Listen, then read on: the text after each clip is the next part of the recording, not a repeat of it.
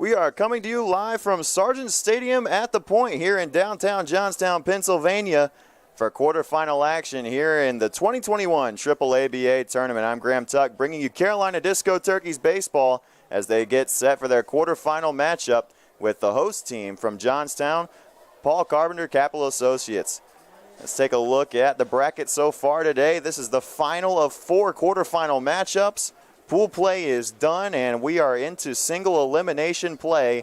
3 games already done. New Orleans, the powerhouse and reigning champions, defeated the lone Altoona representative left, Altoona Johnston Realty, in Game 1. Game 2 was between the Philadelphia Bandits and Johnstown Martellas, and Philadelphia came away victorious. 12-4 was the final.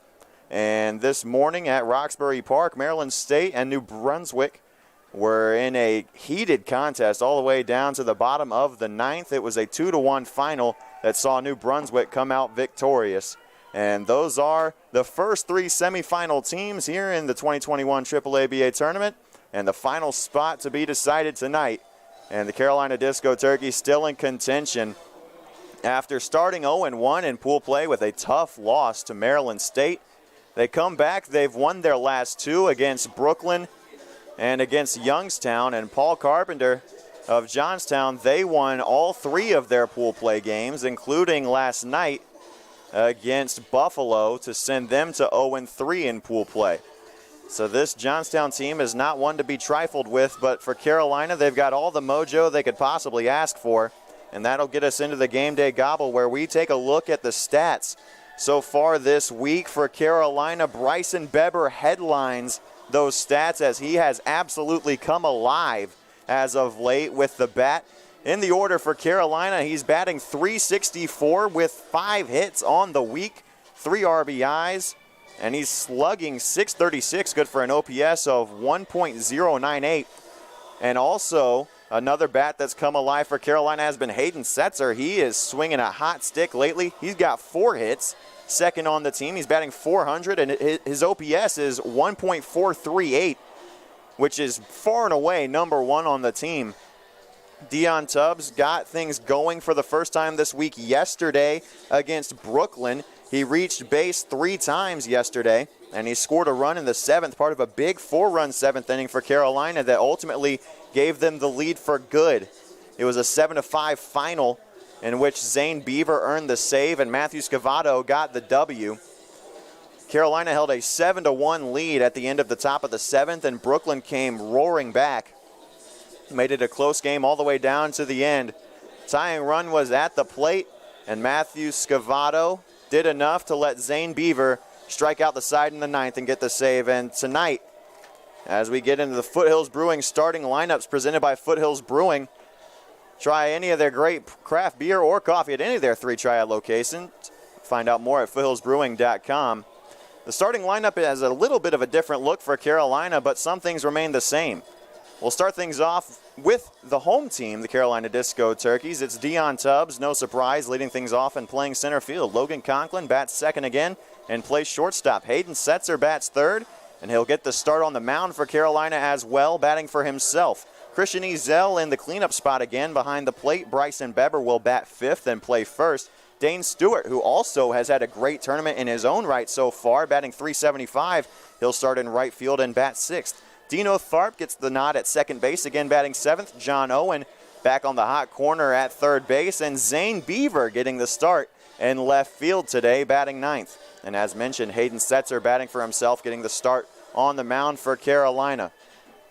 For Paul Carpenter's Capital Associates of Johnstown, it's Jordan Sable getting the start in center field. Billy Perose starts at first base and bats second. Joel Olsarski plays shortstop, batting third. Brandon Lane plays in right field, batting 4th. Jaden Titino, the designated hitter, bats 5th. Sammy Conticos is starting behind the plate, batting 6th. Jace Capellini plays third base, batting 7th. Connor Benias starts at second base and bats 8th. And Austin Homer, a power hitter in this Johnstown lineup, plays in left field, batting 9th. And the starter on the mound, Ben Wisniewski, wearing number 2 for Johnstown. That'll do it for the pregame show, and we're about 15 minutes away from first pitch here in Johnstown, Pennsylvania. We'll be right back with the first inning of action as Carolina takes the field after this.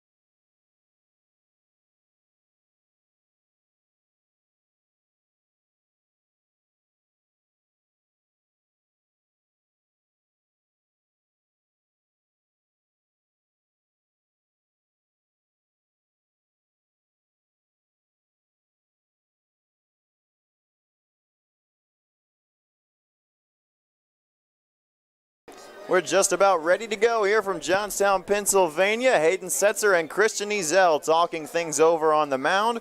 Carolina won the coin toss. Yep, you heard me right, the coin toss. So they will be the home team.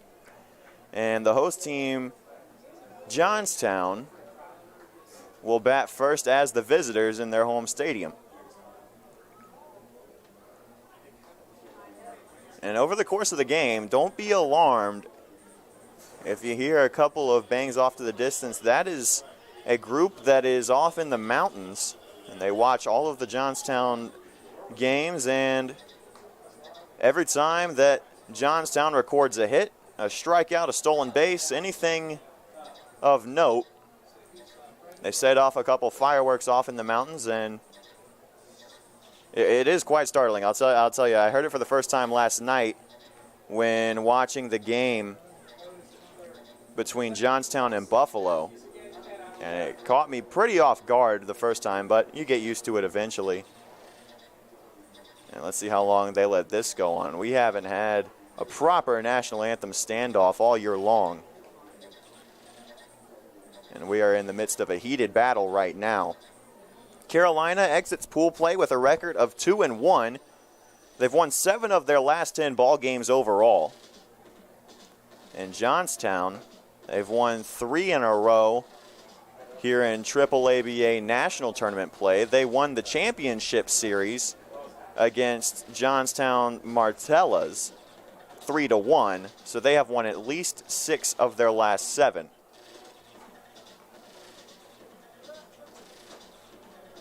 The first time that Chase Locklear has not been in the starting lineup since the Maryland State game, in which he entered as a pinch hitter. He started as the designated hitter in each of the last 2 games in pool play. Wasn't able to record a hit, so with Hayden Setzer on the mound, obviously you're going to have him bat for himself.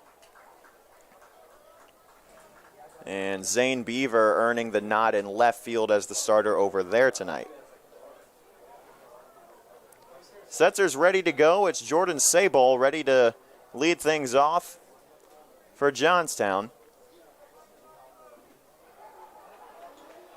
And the umpires don't want to tell either team to get off the line, but they're going to have to eventually.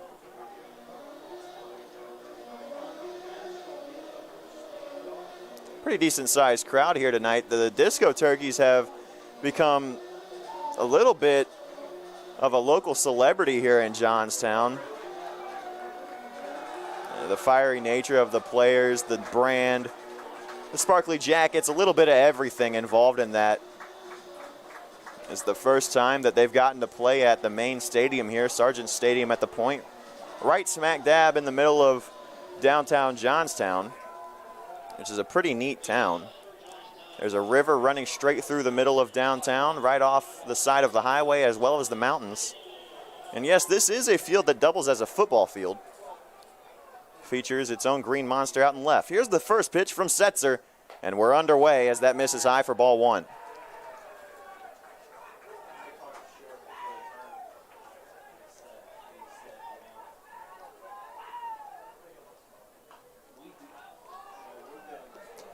That one's fouled off, and the count will even up at 1 apiece.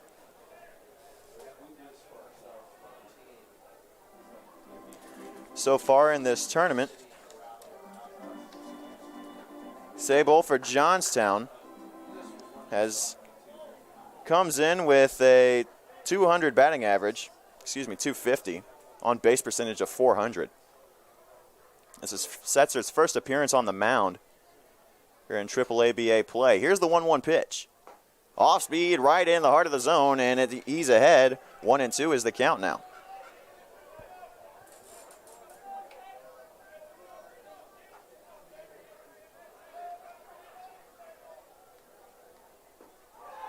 Called strike 3, he got him. And that is the first out here in Johnstown, and it's a strikeout from Hayden Setzer, his first of the day.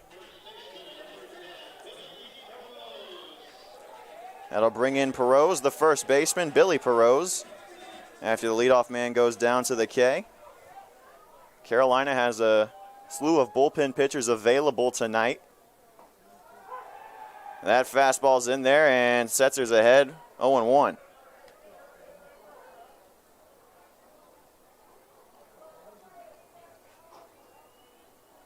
A 1 pitch, here it is. Swung on and missed, 0-2 now.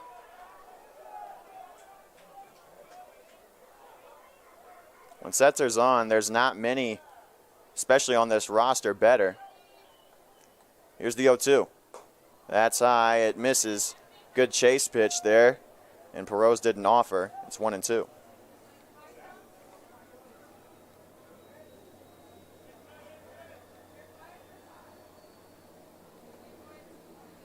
1-2 count. Here's the pitch. Popped up to the infield. Conklin will leap up, make the catch, out number 2. So an efficient first 2 outs for Hayden Setzer here in the top of the first. It'll bring up the third hitter, Joe Olsarski, the shortstop for Johnstown. Paul Carpenter is the lone Johnstown representative left after Johnstown Martellas was eliminated by Philadelphia early today here at the point. First pitch of the at-bat, here it is. Inside corner, called strike 1.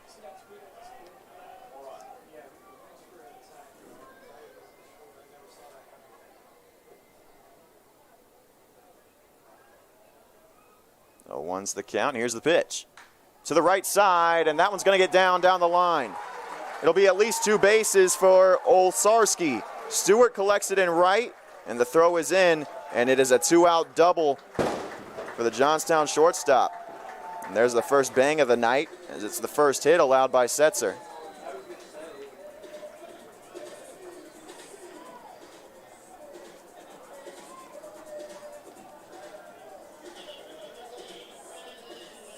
It'll bring up the cleanup man, Brandon Lane, the right fielder, with a runner in scoring position and 2 outs.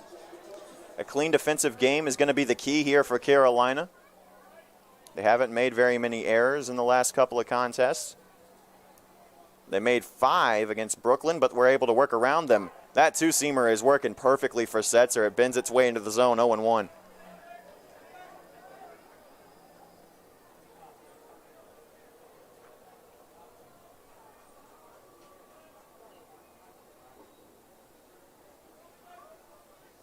From the stretch, Setzer steps off. And wants Ezel to come out and have a talk with him. The pitcher's mound here at Sargent Stadium is the only thing that is dirt. Everything else is turf.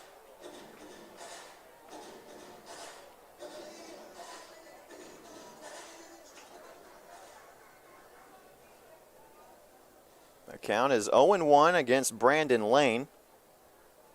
Jaden Titano is on deck, the designated hitter for Johnstown. Setzer from the stretch. Here's the pitch. Inside corner, called strike 2. Setzer has lived on that inside corner in 0-1 count so far. Olsarski the only one to take advantage of it.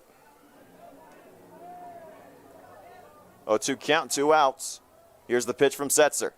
Swung on and missed. Strike 3, out 3, and the runner stranded on second as we go to the bottom of the first. Hayden Setzer with 2 strikeouts in the inning, and it's a scoreless first frame for Johnstown as we head to the bottom of the first, and Carolina comes to bat for the first time.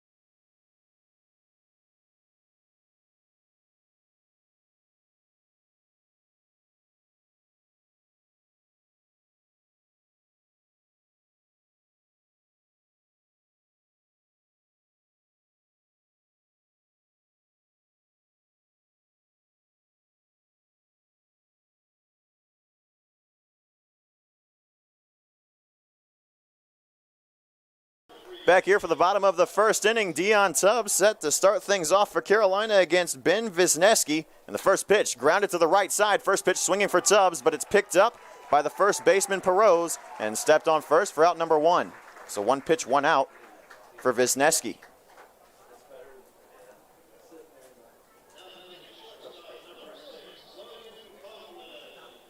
I like that from Tubbs, though. He had gotten away from swinging at the first pitch. Does it there. It's a quick out, but you start seeing the pitches better. Here's Conklin. His first pitch swinging for the shortstop, and it's fouled back for strike 1. Conklin started game 1 against Maryland State behind the plate. Since then has transitioned to shortstop. 0-1. That's high for a ball, 1 count even. This is Wisniewski's first appearance here in the tournament. Here's the 1-1. Check swing, but he definitely went around, and the count's 1-2 to Conklin.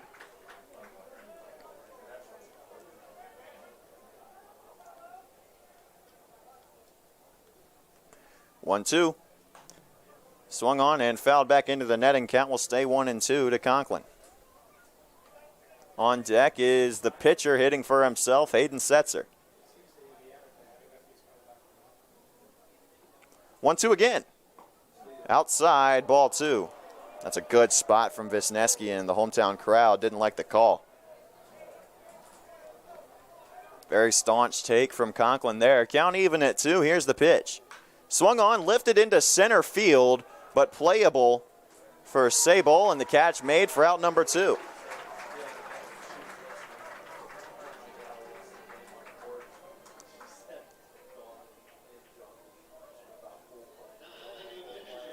So it'll bring in Hayden Setzer, set to take his first hacks, and he has been spraying the ball all over the place here in Johnstown. First pitch is high for ball 1 to the 6'3 lefty. 1-0 pitch. Bit lower, but still too high. Count 2-0. Scoreless ball game here in the bottom of the first. The AAABA quarterfinals. 2-0 pitch to Setzer. Same spot as the pitch prior, and the count's 3-0 to the number 3 batter in the Carolina order.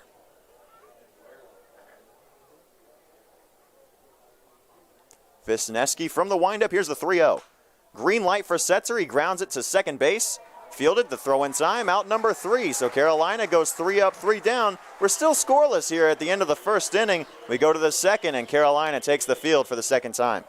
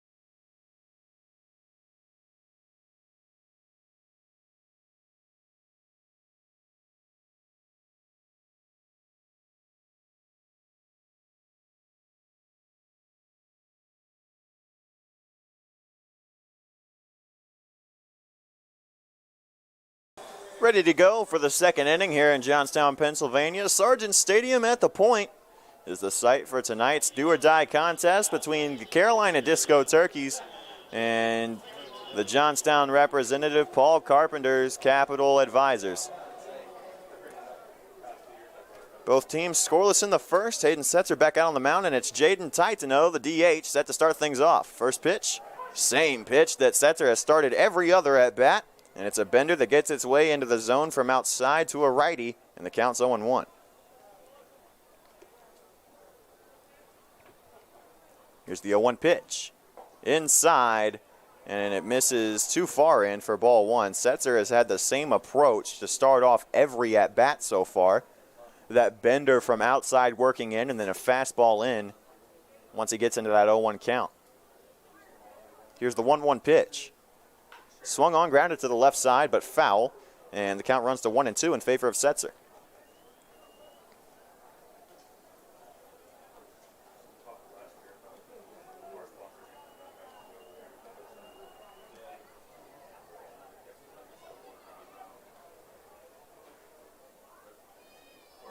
Setzer shakes off 3 times, but time was called by Titano at the plate before Setzer could finally deliver on the 4th call that he received from Ezel. 1-2, here's the pitch. Inside and in the turf, count runs to 2-2, and it's even.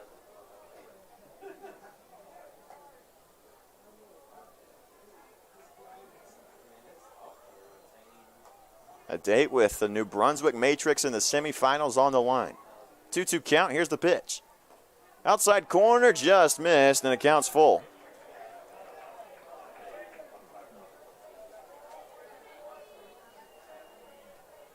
Setzer struck out 2 in the top of the first inning. Here's the 3-2 pitch. Swung on and missed, and it's strike 3, 3rd K of the day already for Hayden Setzer. The hefty lefty putting in work out there on the mound for Carolina, and it's out number 1 in the top of the 2nd inning. It'll bring in Sammy Kontakos, the catcher.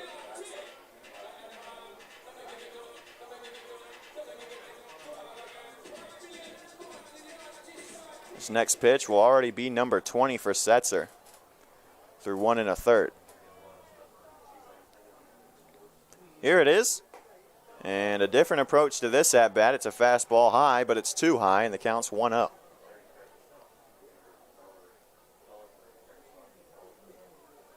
Chase Jesse struck out 11 on Monday against Maryland State, but he also walked 6 and allowed a few too many hits, as that one is a bender that gets into the zone from Setzer. It's called strike 1.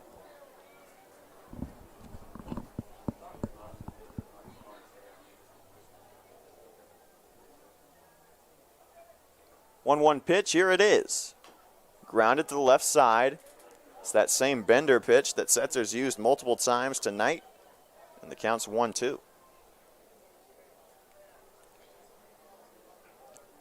Carolina playing with the hope of extending their stay here in Johnstown by at least one more day.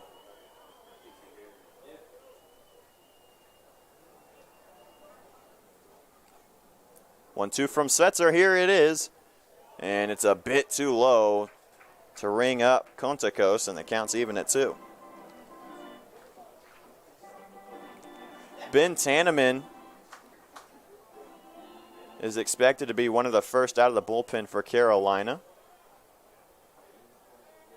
Here's the 2-2.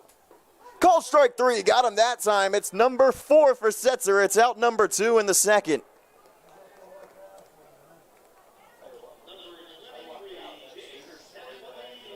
And that is why you gotta not write off Setzer as just your number 4 guy in the rotation. He is just as good as anybody else's number 1, but you need his bat more than anything else.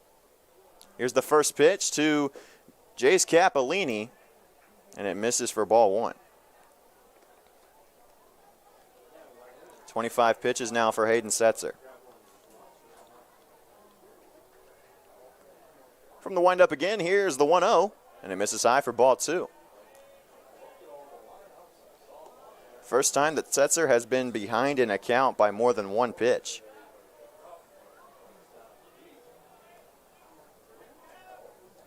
2-0 to the third baseman for Johnstown, and it plunked him.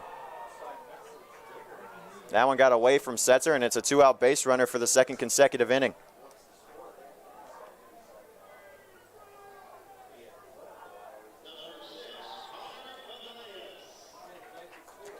And so with 2 outs and a runner on first, it'll bring in Connor Benias, the second baseman for Johnstown.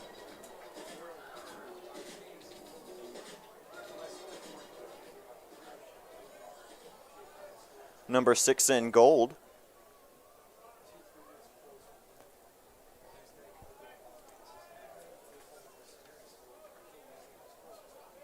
Benias in the tournament batting .091 with only 1 hit, but that one's lifted to the right side, solid contact, but it'll get out of play for strike 1.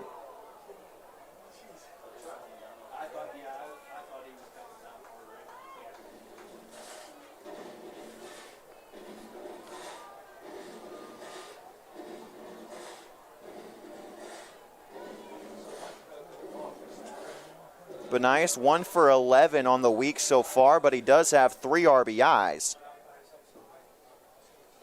His OPS is .424. Here's the 0-1 from Setzer. Right over the heart of the plate, called strike 2. On deck is Austin Homer, the left fielder, and he had himself a day earlier in the tournament. A game-winning walk-off in the first game against the New Brunswick Matrix, who await the winner of this one. Here's the 0-2. Swung on to the left side, picked up by John Owen. The throw to first, not in time, an infield single for Benias. And it'll keep this inning alive for Johnstown. Good piece of 2-strike hitting there. And it'll bring in Homer.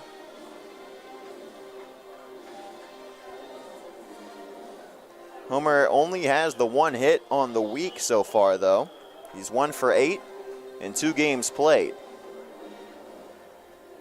There's a 2 RBI single on Monday that won the game for Johnstown. Runner in scoring position for the second consecutive inning with 2 outs. First pitch to Homer. Off speed, just missed, and it's ball 1. Tanneman and Locklear are presumed to be the first 2 pitchers out of the pen for Carolina. Scout Nichols may also be available. Here's the 1-0. Got away from Setzer that time. It misses in the opposite batter's box, and the count's 2-0.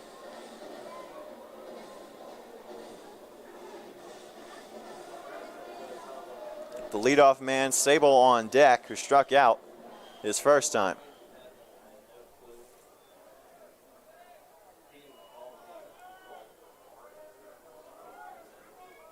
Want to try to end this before you get to the top of the lineup. 2-0 pitch with 2 outs and 2 on. That one got away from Setzer, and Homer almost ducked into it. And number 8 on the mound is behind 3-0. And he seems a bit rattled now after he started the inning with 2 straight strikeouts. He's retired the first 2 batters in each inning so far. But 2 out base runners have come by the bunches so far, already 3 here in the second. Here's the 3-0. Outside corner called strike 1, and that's a generous call from our home plate umpire. Could have very easily been ball 4, but it gets Setzer back into the count.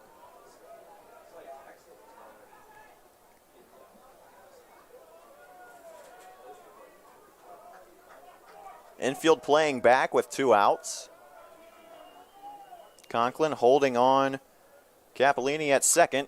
And the 3-1 to the left side, and it'll be picked up by John Owen. He'll step on third for out number 3. So again, Hayden Setzer strands a runner in scoring position with 2 outs, and we will go to the bottom of the second. Carolina with a chance to score the first runs of the game when we come back.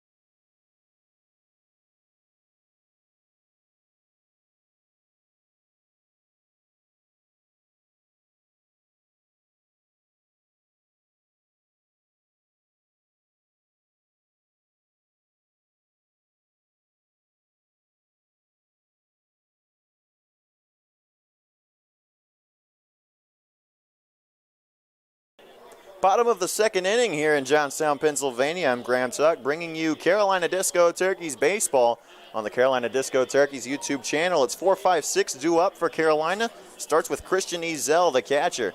Bryson Beber on deck, Dane Stewart behind him. First pitch to Ezel, misses for ball one from Wisniewski. Only threw 11 pitches in the first inning. Here's the 1-0. Lined into right by Ezel, and a jump and a snag by the second baseman, Benias, and he comes down with it for out number one.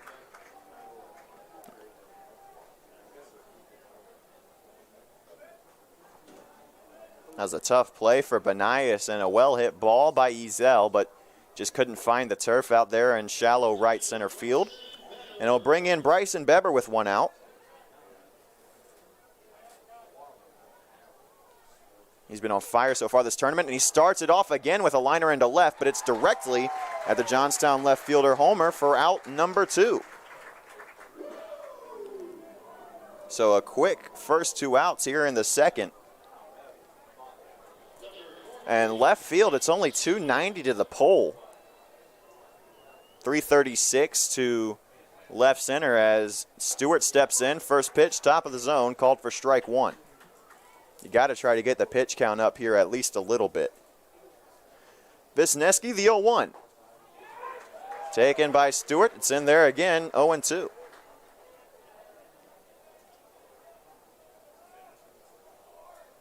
Oh, 2 with two outs. Here's the pitch. Outside, ball one to Stewart. On deck is Dino Tharp, who had a very good game against Youngstown on Tuesday. Didn't have quite the game he would have liked yesterday against Brooklyn. Here's the 1-2. Good defensive swing from Stewart, and he'll foul it off to stay alive. Count still 1-2. Stewart has 3 hits in 8 at-bats. He's drawn 4 walks. And that one misses as well from Wisniewski. Count 2-2. And finally, this count will reach 20 for Wisniewski. Swung on to the left side. This could be a tough play. Picked up by the shortstop. The throw to first in time. A good backhanded play from Olszarski. And it's another 3-up, 3-down inning for Carolina. We'll go to the third. Still scoreless here in Johnstown.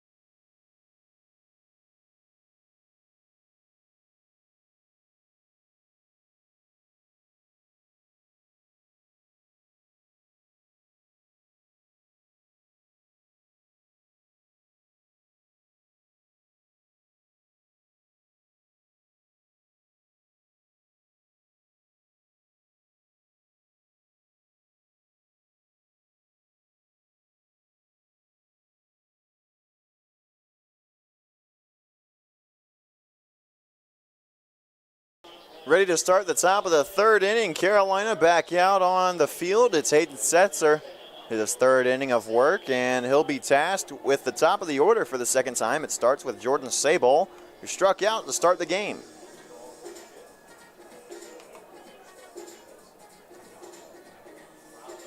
Already up to 35 pitches is Setzer compared to Wisniewski, only at 20 through 2 innings. Here's the first pitch of the third, and it's high for ball one.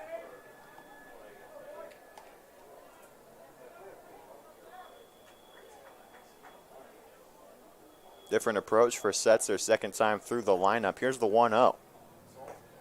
That one misses just high, not by much, and Setzer's behind 2-0.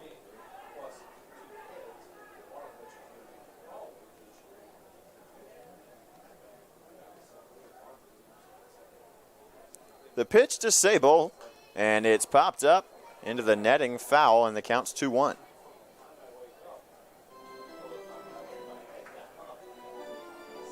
Good idea to go to the heater in that 2-0 count. Setzer's fastball is up there in the mid to upper 80s. I don't want to give him that much credit. Mid to upper 80s for Setzer, low 90s at times. Here's the 2-1. High and in, ball 3. And when a fastball from Setzer like that and a 2-0 count is in the zone, your eyes light up as a hitter. But the speed can catch you by surprise sometimes. 3-1 count, here's the pitch. Bender gets its way back in from outside, and the count's full. 40 pitches now for Setzer here with nobody out in the top of the third. 3-2 pitch. Fouled off, and Sable will stay alive.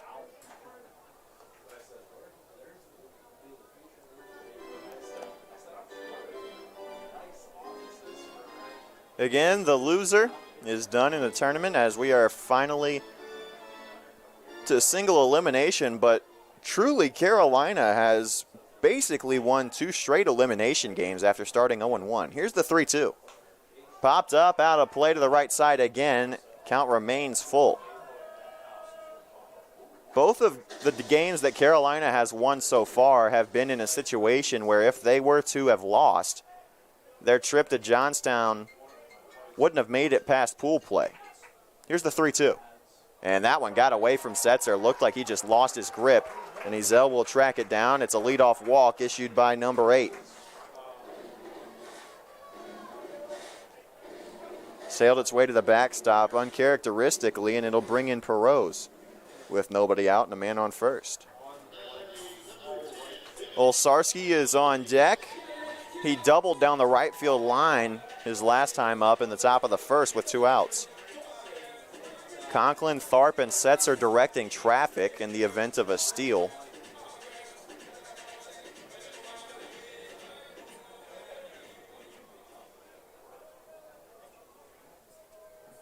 In steps Perot. Here's the first pitch. Fastball outside corner, called strike 1.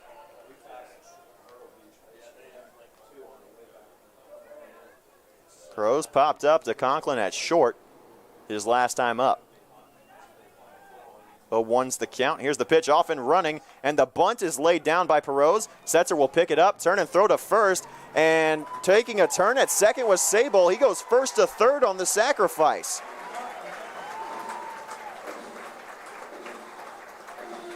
Well, how about that for Johnstown? That is manufacturing chances to a T. And it puts a runner 90 feet away from scoring the first run of the game with 1 out here in the top of the third. Johnstown has 2 hits today, and the man who had the first of them steps in now with a runner on third. It's Olszarski. Setzer from the stretch. Here's the first pitch. High and away, it's ball 1. Didn't miss by a whole lot, though.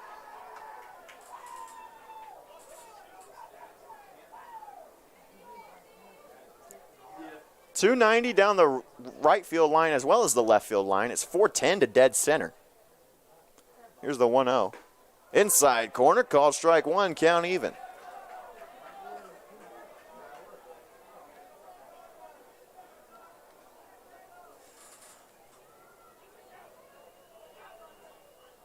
(1-1). Grounded back up the middle. Setzer will give Sable a look at third, throw to first. In time, it led Beber away from the bag, but he was able to make the stretch and make out number 2 at first base. Sable held at third, and with 2 outs, that runner still stands on third base. Good job from Setzer there to look him back. Make sure he wasn't moving on the throw. And it brings in the cleanup man, Lane, who struck out his last time up.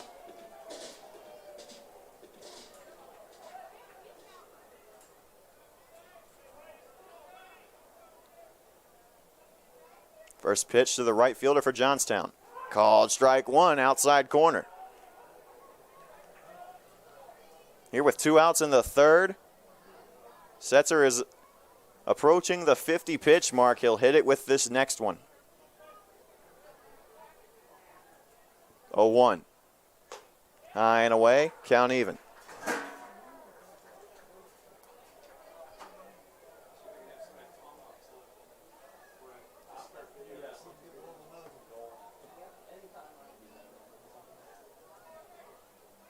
One pitch, here it is. Swing and a miss from Lane, and it's strike two.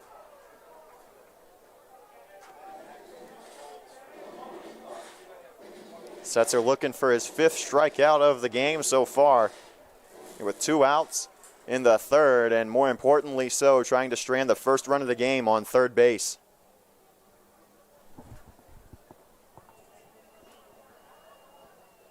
One, two. High for ball two. Christian Ezel started making his way towards the Carolina dugout, but he didn't get the call, and the count's even. It's not like that pitch was right there. It was a bit high and away. But the count's even at 2. Here's the pitch from Setzer. Grounded to the right side. Tharp will pick it up at second. The throw on to first in time for out number 3. 3 scoreless innings for Hayden Setzer. And we'll go to the bottom of the third. Carolina looking for their first base runner of the day when we come back.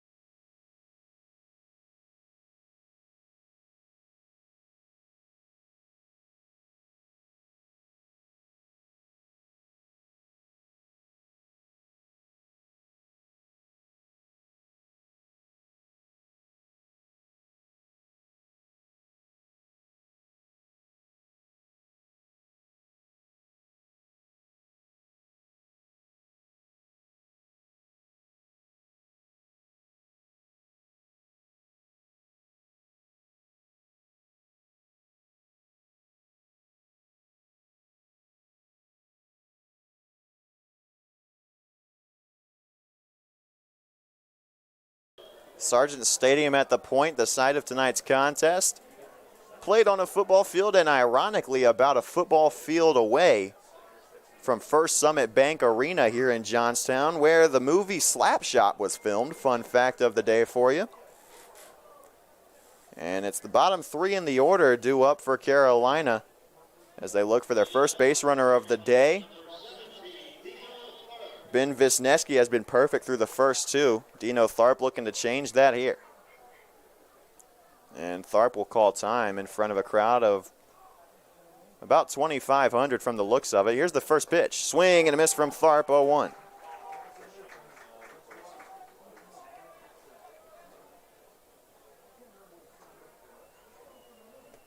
Wisniewski from the windup. Popped up, out of play. Tharp's behind, 0-2. He had 3 RBIs against Youngstown, including the ones that tied and took the lead in that game. Here is the 0-2. Inside, ball 1. That one started to break back towards the plate, just couldn't finish all the way. There's a good pitch from Wisniewski. Here's the 1-2. Lined by Tharp. Popped up to the right side. And the center fielder, Sable, will make the catch in shallow right center for out number 1.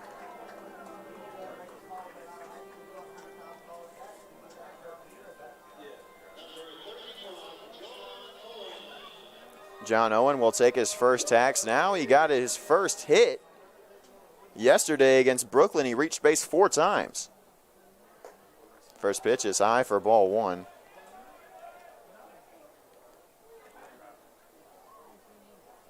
Zane Beaver on deck, the left fielder tonight. Here's the 1-0. Inside to Owen, and the count's 2-0. Wisniewski, attendee of Gannon University, a D2 school in Pennsylvania. That one's taken by Owen for strike 1, count 1-2.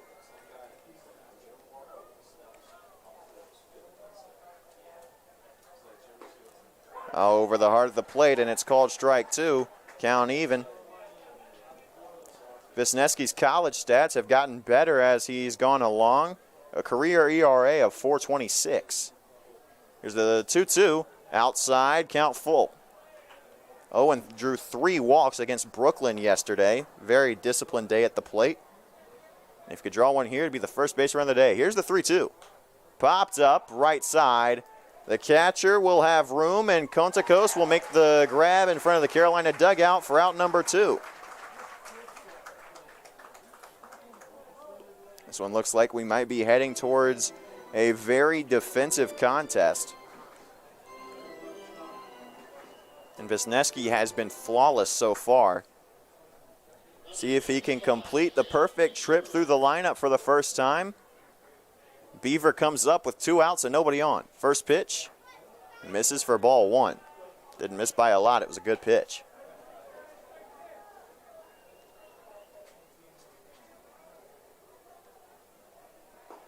That one's in there though, and Beaver takes it, called for strike 1. Wisniewski has been working quickly all night. Here's the 1-1. Outside corner, called strike 2. Looked a bit off the plate, but Beaver left it alone, and it cost him. Here's the 1-2 pitch. Grounded to the left side, and it'll roll foul. Dion Tubbs on deck.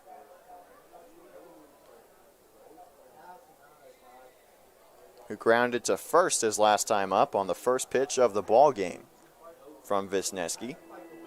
He's up to 34. Hayden Setzer through 3 innings has stranded 4 runners, 3 of them in scoring position, but he's up to 53 pitches now.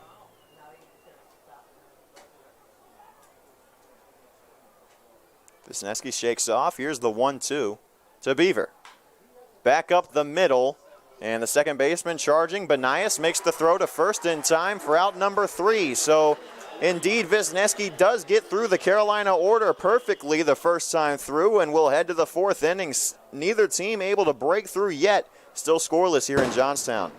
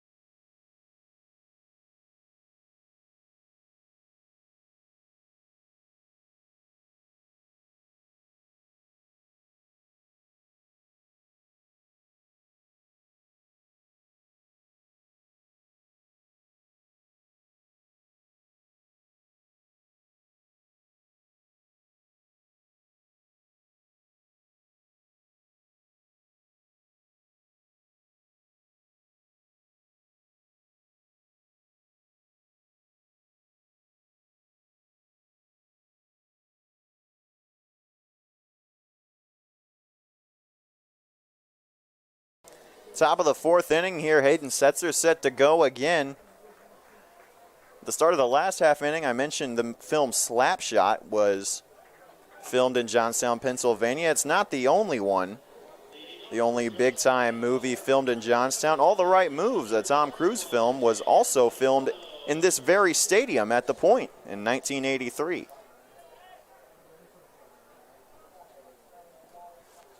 First pitch of the inning from Setzer. It's issued to Titano. He led off the second. He's leading things off here again in the 4th, and it's fouled back for strike 1.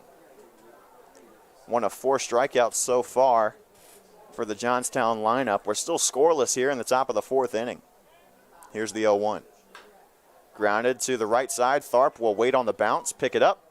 Throw to Beber, let him off the bag, but the tag was applied for out number 1.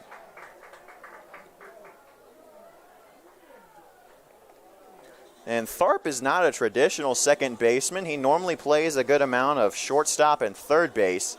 Shortstop is his main position. So second base has kind of eaten him up a little bit so far this week, but he's adjusting to it well for the most part. And if this team is going to do things later into the tournament, and tonight as well, they're going to need Tharp to come through both at the plate and into the field. Conticos, the catcher, comes in for the second time. First pitch from Setzer. Bit too far inside. It's ball one. Jace Capellini on deck. He was hit by a pitch in the top of the second. Here's the 1-0. Swung on, line to the right side, but foul. Count even at 1. And Setzer needs a quick and efficient top of the fourth here if he wants to go deep into this one. Already nearing 60 pitches with just 1 out in the top of his 4th inning. 1-1. Line to the left side. Conklin hops up at short. The throw to first in time. Out number 2. And the way that this one is going so far, you've got to think that the team that breaks through first is not going to be the team that makes the first mistake in the field.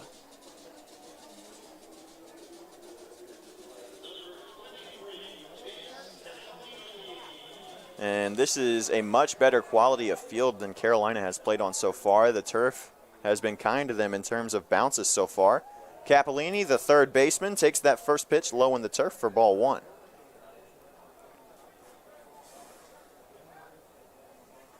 Made it all the way the second. In the top of the second, here's the 1-0. Bender, same pitch that Setzer had been living on in the first 2 innings. Starting outside to righties and breaking its way back in, and the count's 1-1. 60 pitches for Setzer officially. 1-1 pitch. Fastball got away from him. It ran inside and low, and the count runs to 2-1. You can't see it from this angle, but where the bridge is, middle right portion of your screen, if you go a little bit farther to the right, there's an incline here, which is characteristic in a lot of places in the mountains of Pennsylvania. You can ride it up to the top of the mountain and see the great city of Johnstown from the heights. Here's the 2-1 pitch from Setzer. Missed just high, and it's ball 3. That's a tough spot to miss. And it's a hitter's count to Jace Capellini. 3-1. Fouled back into the netting, and it runs full.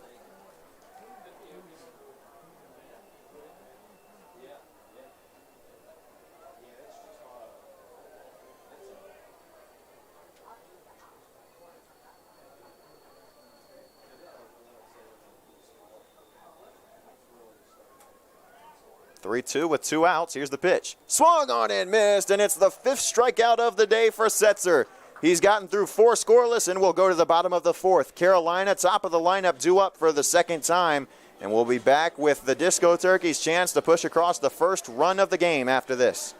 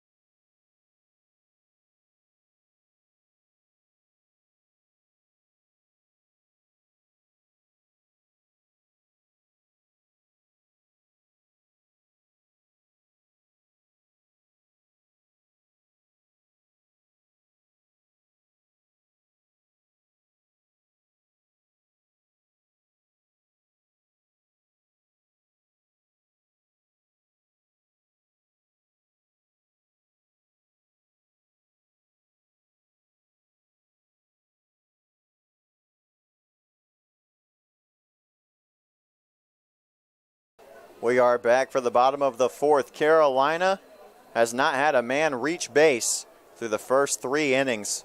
1 trip through the lineup, no hits, no walks, no hit by pitches. And it's Dion Tubbs up for the second time against Ben Wisniewski, who has been flawless so far. First pitch, high for ball 1.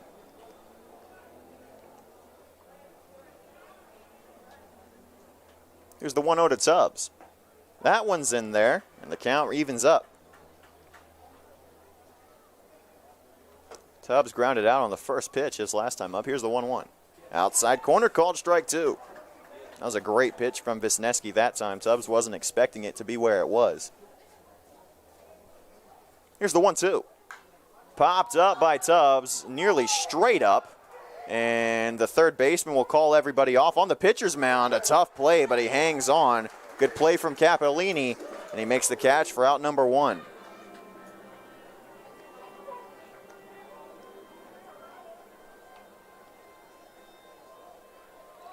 So Logan Conklin will step in now. He had himself a pretty good day at the plate yesterday.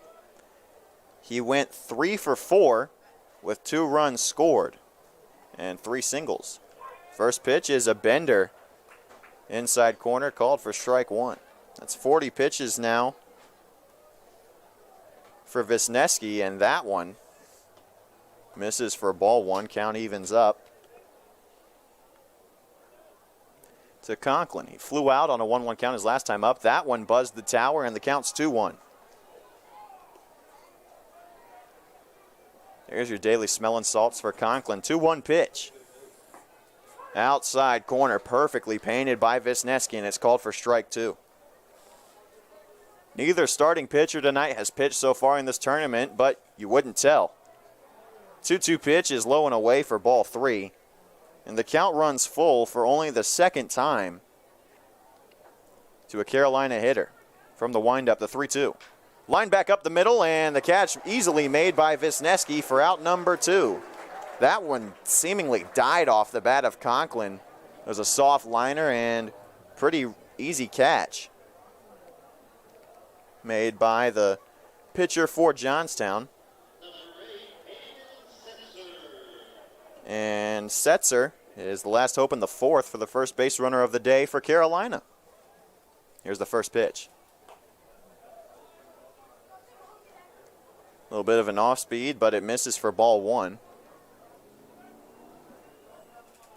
Ezel on deck. Here's the 1-0 pitch. Driven by Setzer to the left side along the warning track, and it gets out of play. That one's off the foul pole. Off the light fixture.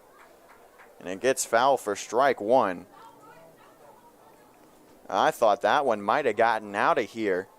Would have been Setzer's second home run of the tournament.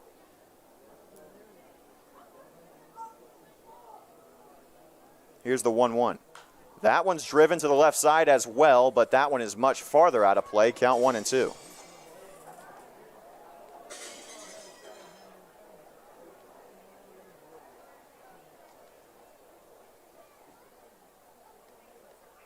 One-two pitch. High for ball 2.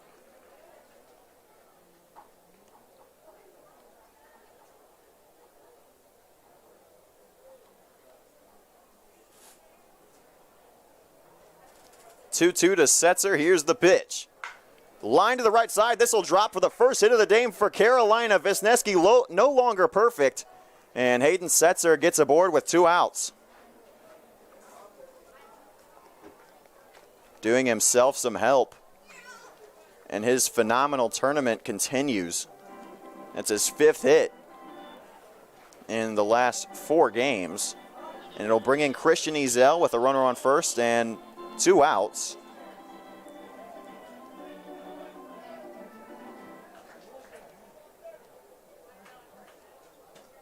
Wisniewski from the stretch for the first time tonight. Here's the first pitch.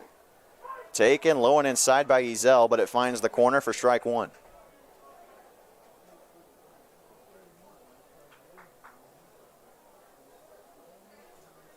The low sweeping motion from Wisniewski into the stretch. Here's the 0-1. To the right side, over the head of the second baseman. Setzer's going to make a turn. It's a single for Ezel. He rounds first. Setzer's safe at third, and with 2 outs, there's runners on the corners for Carolina. That'll get the dugout alive. And Wisniewski, after starting the game a perfect 11 for 11 in terms of batters faced and outs recorded, he's given up 2 consecutive hits to the right side. And now Bryson Beber with a chance to come through yet again for Carolina. Here's the first pitch. Line drive into left center field. Charging on to make the catch is the center fielder, Sable, and he will make it on the first pitch again from Bryson Beber, and it's out number 3. So Carolina strands 2, but they've finally broken down the wall that Wisniewski built, and will go to the top of the 5th, still scoreless here in Johnstown.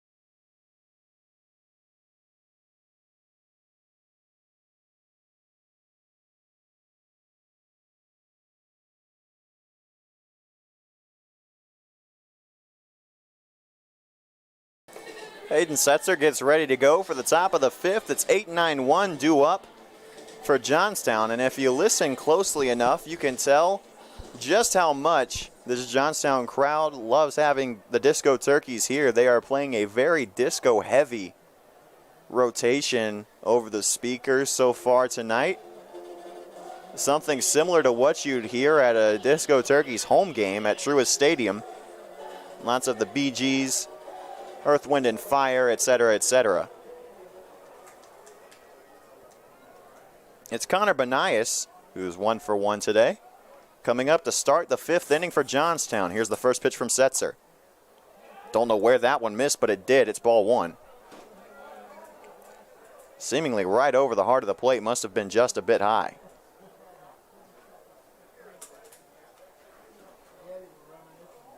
One 0 pitch from number 8. And that one is a bit farther off the plate. It's inside for ball 2.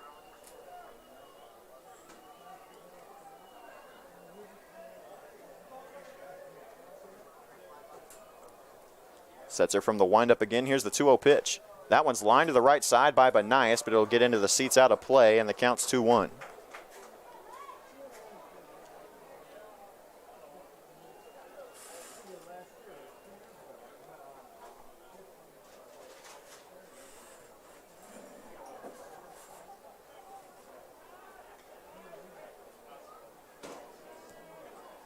Two-one count. Here's the pitch.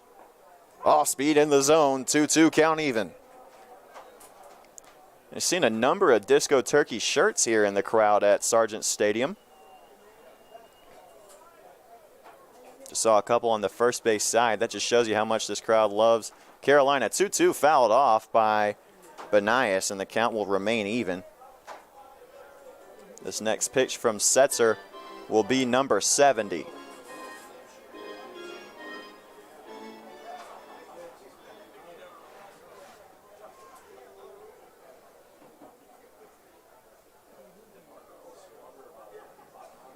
To Benias, and that one's golfed into left. This one might get out of here at the wall. See you later, and we've got a 1-0 ball game.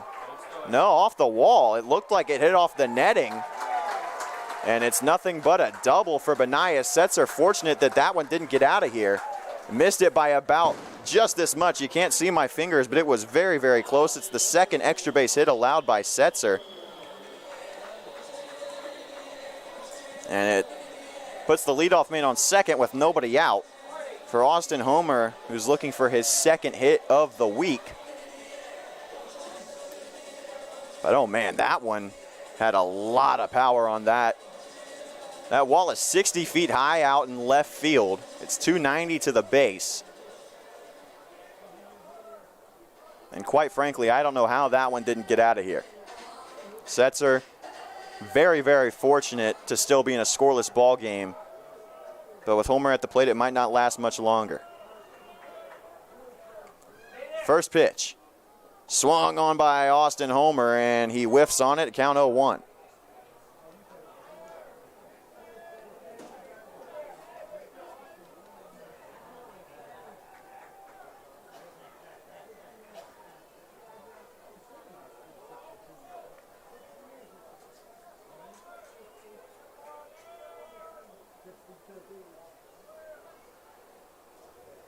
Oh, 1 pitch is whiffed on again by Homer, and he's behind 0-2.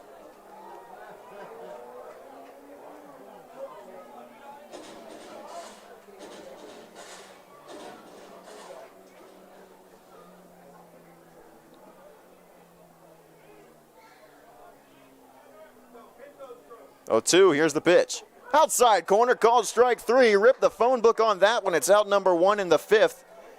And Setzer's scoreless outing continues for now. It's his 6th K of the day on the mound, and it's out number 1. But don't let your celebration last too long. The lineup card is flipped over back to the top for the 3rd time. It's Jordan Sabol, who's stranded on 3rd in the 3rd inning. Billy Perot's on deck.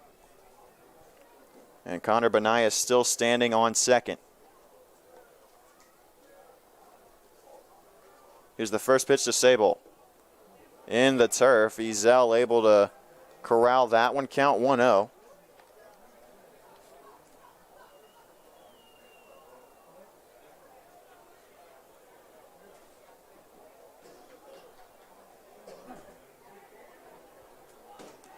Setzer taking his time in the stretch. Tharp and Conklin both playing up the middle. They'll retreat to their positions. Here's the 1-0 pitch. Off speed, can't make it back into the zone from outside, and the count will run 2-0. 75 pitches for Setzer now.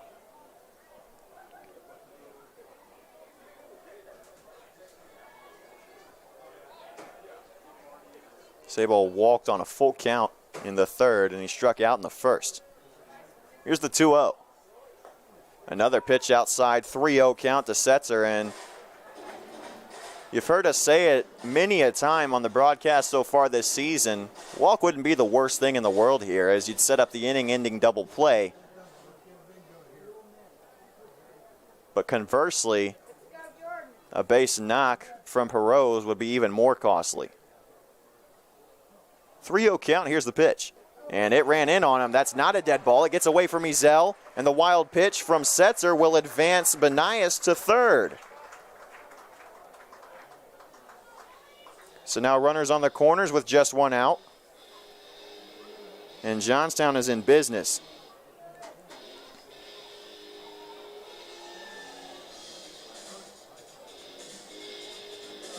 Billy Perot, who is 0 for 1 today, coming to the plate, and the Carolina infield is going to have a talk.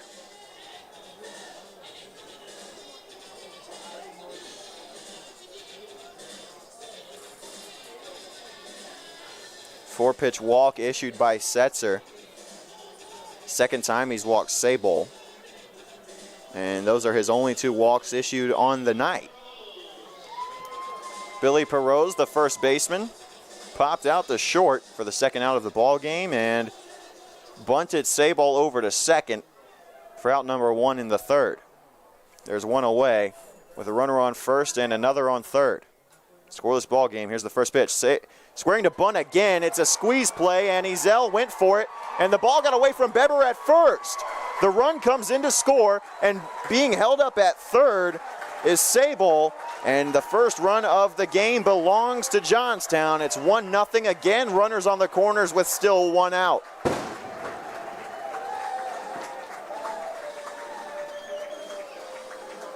Perot's reach is on the E1. He stands at first. Coming in to score was Benias, and Sable makes it to third. Joe Olsarski, 1 for 2 on the day with a double, comes in. Again, runners on the corners, 1 out. No action in the Carolina pin yet. Off and running is Perot. The throw to second. Blocked up by Tharp, but it's not in time. It's a stolen base for Perot, and now 2 runners in scoring position with 1 out. It was called strike 1 at the plate, though, if there's any consolation.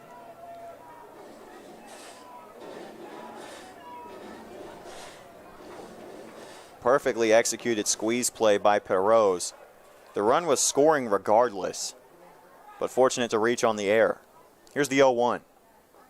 Check swing, and it's called strike 1 anyway, 0-2 count.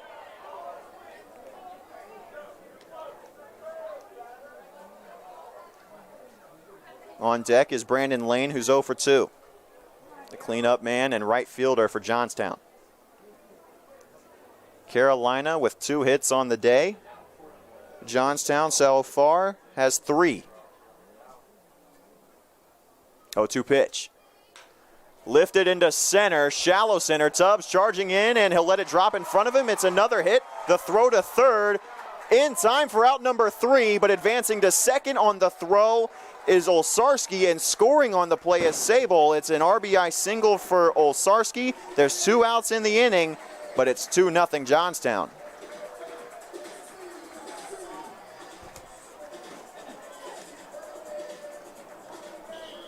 Even Dion Tubbs couldn't have gotten to that one before it dropped.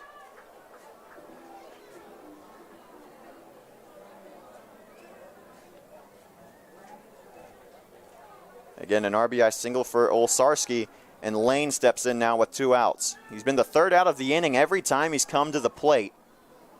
He's 0 for 2, and he's looking to keep the inning alive for Johnstown, who's taken a 2-0 lead with the first 2 runs of the ball game. That one's lined into left center. That one's going to drop too. An RBI base hit for Brandon Lane, and the throw will get away from Ezel. He's going to advance to second. 3-0 Johnstown here in the top of the 5th.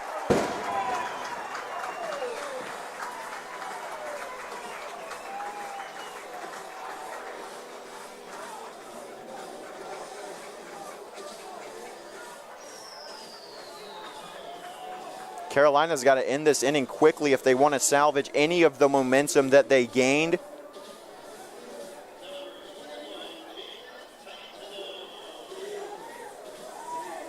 At the end of the 4th inning, by finally recording their first couple of hits in the ball game.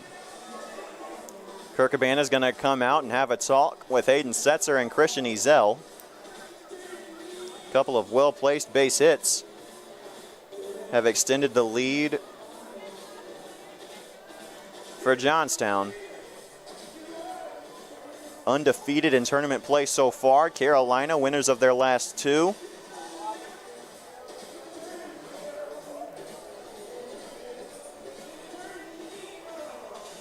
Winner go home here in Johnstown, Pennsylvania. Much longer drive for the Disco Turkeys than for Johnstown.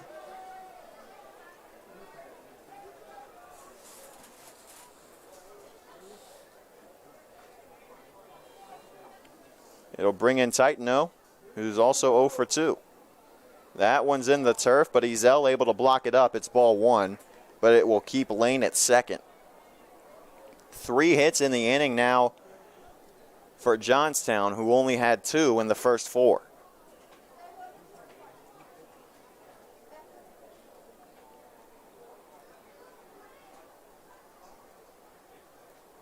One 0 count from Setzer. Here's the pitch. Swung on and missed by Titano. It's 1-1.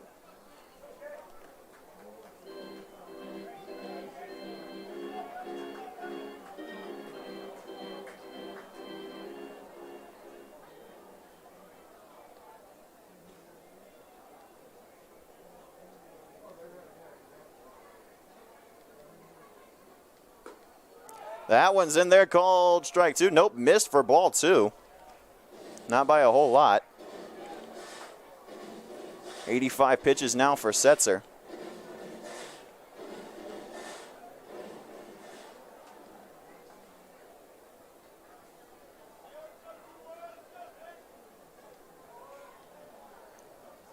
Setzer from the stretch with a runner on second. 2 outs here in the 5th. The pitch. Called strike 2 on a pitch that was low, and very low at that. And Setzer got the call, count even at 2 apiece. Carolina has been the beneficiary of some questionable calls so far in this tournament. Here's the 2-2. To the left side. That one's deep as well. It's off the wall. It's going to be extra bases for Titano. Instead, he'll hold at first, but the RBI is recorded nonetheless, 4-0. Garrett Leftwich is warming in the bullpen for Carolina. Hayden Setzer has finally been broken. A 4-run inning for Johnstown. But this one, make no mistake, it's not over yet. Sammy Conticos steps in with 2 outs again. 3 consecutive hits for Johnstown. Here's the first pitch. Low and inside, called strike 1. Setzer found the corner.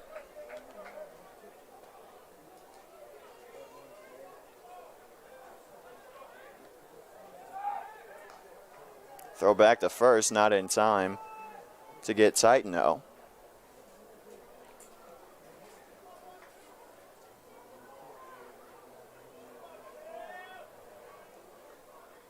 Here's the 0-1. Swing and a miss, and a throw back to first is not in time from Ezel, but the count to Conticos is 0-2.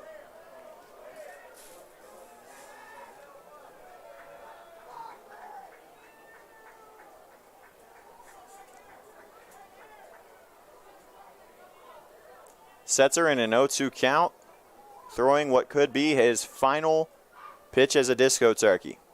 Here's the 0-2. Called strike 3. It's strikeout number 7 for Setzer, and the disco turkeys finally get out of the 5th, but not before Johnstown breaks through and puts the first 4 runs of the ball game on the board. It's 4-0 Johnstown as we go to the bottom of the 5th.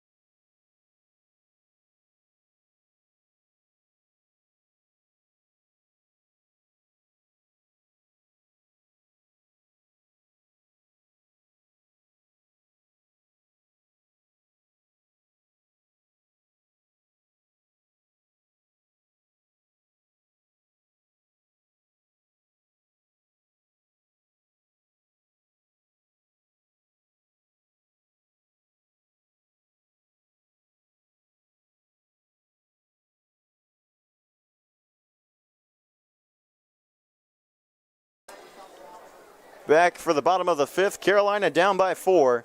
And back on the mound for Johnstown is Ben Wisniewski, picking up where he left off. Called strike 1 to the leadoff man in the inning, Dane Stewart. It's 0-1. Another pitch in the same spot, right over the heart of the plate, and Stewart's behind 0-2.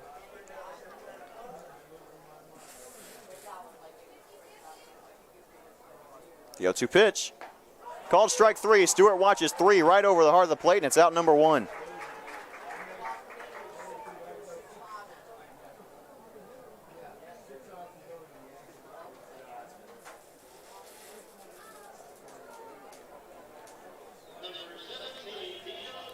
Dino Tharp flew out to center his first time up. He's back up here. Swing and a miss on the first pitch. Foul tipped it into the mitt, but it's 0-1 regardless. Crowd still filing in here at Sargent Stadium. Here's the 0-1. That one misses high, count even.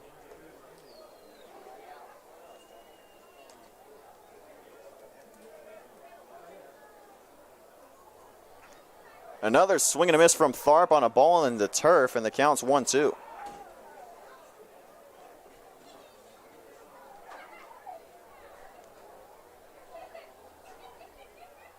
That one misses high, count even again, this time at 2 apiece.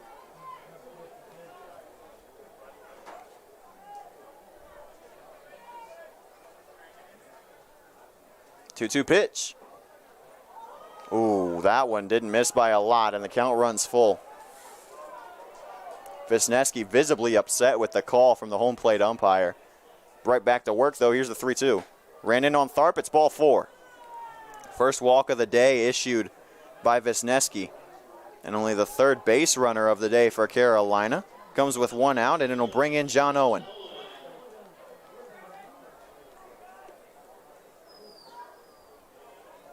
From the stretch, Wisniewski. First pitch. Owen squares the bunt, but he pulled back in time. Count 1-0.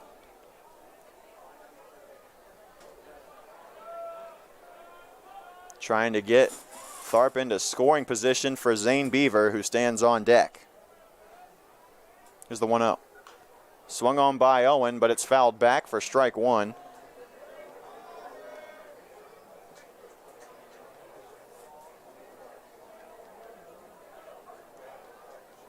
4-0 ball game. Johnstown on top here in the 5th. Here's the 1-1. Swung on by Owen, driven into right field, but directly at the right fielder lane, and the catch made for out number 2. That's the hardest hit ball off the bat of John Owen this season. And he'll get some props on his way back into the dugout. But there's 2 outs in the inning for Zane Beaver. Tharp still standing on first with 2 outs. Again from the stretch, Wisniewski. First pitch. Bends its way into the zone for strike 1 called. Carolina hoping to avoid being eliminated here in the 2021 AAABA tournament by advancing to the semifinals. Here's the 0-1. Swung on by Beaver, and that's a base hit through the right side. Tharp is going to round second and be held. Could have easily advanced to third, and Coach Cabana is upset. Tharp did not have a lot of hustle on that one. And instead of runners on the corners with 2 outs for Dion Tubbs, it's runners on first and second.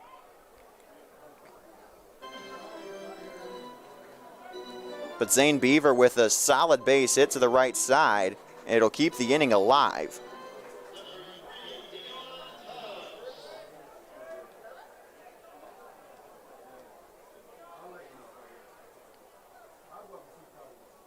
Here's the first pitch to Tubbs. Taken high for ball 1.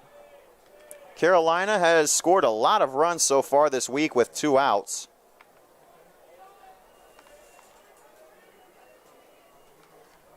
See if they can do it again. Here's the 1-0. At the bottom of the zone, it's called strike 1. Tubbs watched that one go by. Count even. Next pitch from Wisniewski will be the 70th.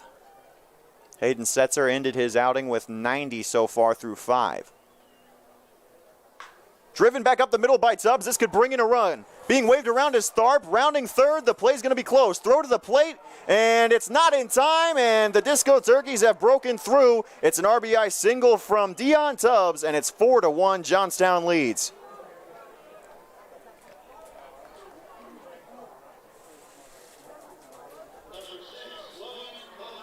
That's only the second hit of the tournament for Dion Tubbs, who had 32 in the regular season.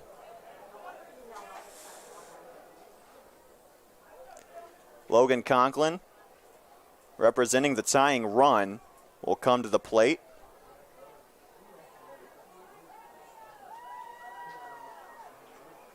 And part of the reason that you've got to think that Dino Tharp not going at 110% on the base pass. He was recovering from a pretty serious leg injury. That's why he missed some of the second half of the season in Carolina.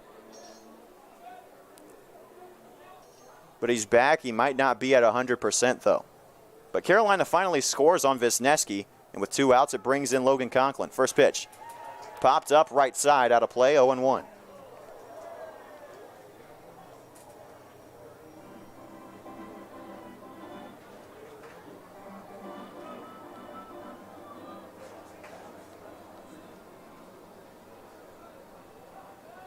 Time called at the plate by Conklin, and an 0-1 count. Beaver on second, Tubbs on first. 2 outs in the inning. Carolina has finally broken through to Wisniewski. Logan Conklin with an RBI chance to keep the inning alive. Here's the 0-1. High and inside for the 3rd time tonight to Conklin from Wisniewski, and the count's even at 1. Conklin has flown out to center and lined back out to Wisniewski on the mound. He's 0 for 2. In a 1-1 count. The pitch. Low and away, ball 2. And if you're Conklin, you want the RBI, of course, but you just got to get on base however you can, because the big man here so far this week is on deck in Hayden Setzer.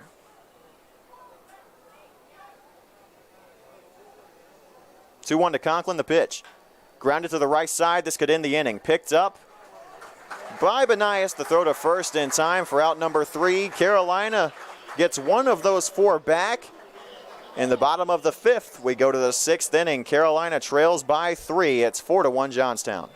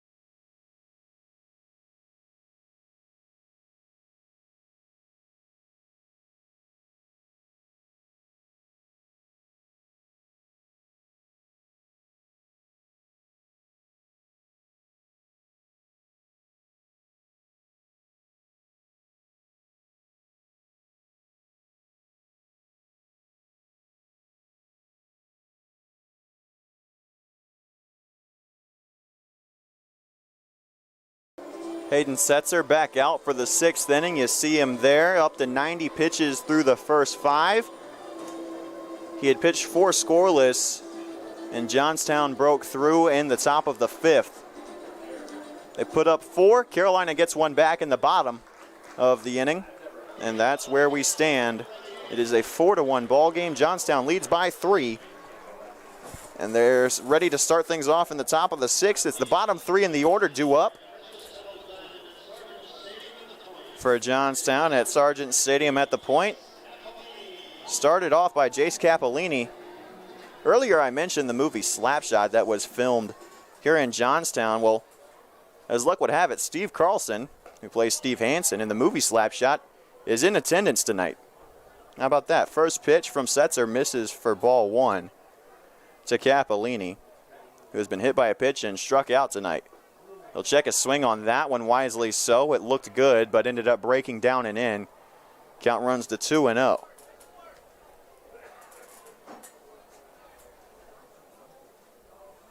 Two-0 pitch from Setzer.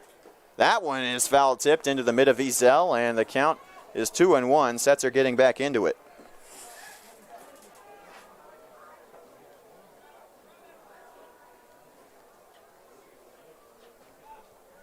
Garrett Leftwich warming up in the bullpen again. Here's the 2-1.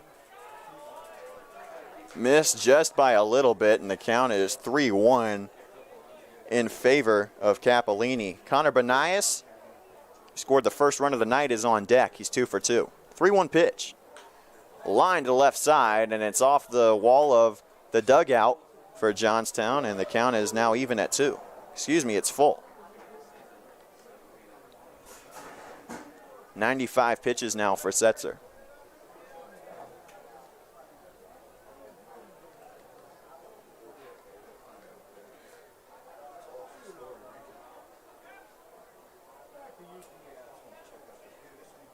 Three-two pitch. Lined into left. Beaver giving chase, and he'll make the catch on the run for out number 1. That's a very loud out number 1 here in the 6th inning. And he'll bring in Benias, who lined one off the netting in left field for a double to start the top of the 5th.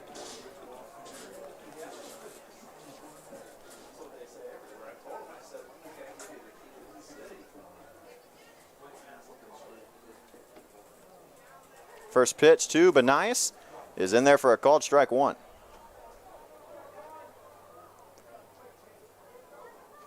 Garrett Leftwich, the righty arm, loosening up in the Carolina pen with Chase Locklear, who is also available to pitch, as well as Ben Tanneman.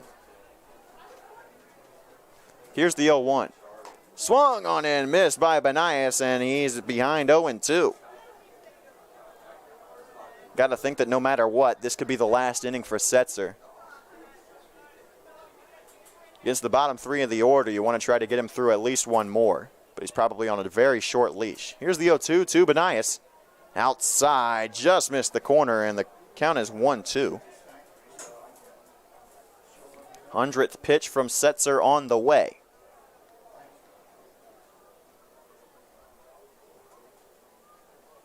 Here's the 1-2.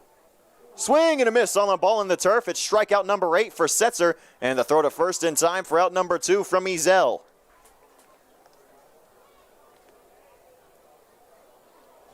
The 100th pitch from Setzer is a good one. Got Benias to offer at it, and that's got to be sweet after he absolutely tanked one into left field his last time up just an inning ago.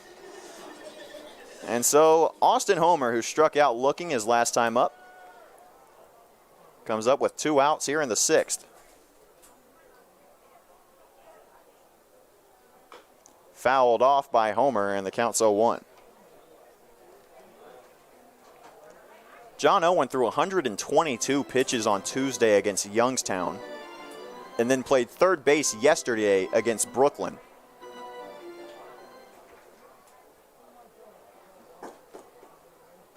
Here's 1-0-2 from Setzer. Ran inside, got away from Ezel, but the count even at 1.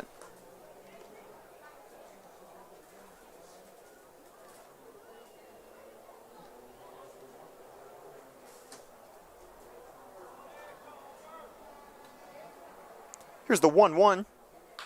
Lined into right center. That's going to drop for a base hit from Homer. Stewart will have to leap up to keep it from bouncing over his head. It's a 2-out knock for Austin Homer. It'll send the lineup back to the top.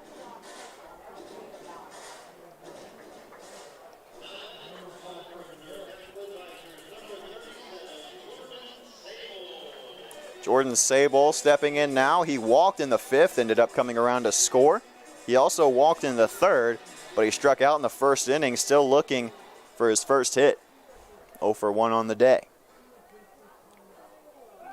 Throw back to first, not in time to get Homer. He just recorded his 2nd hit of the week.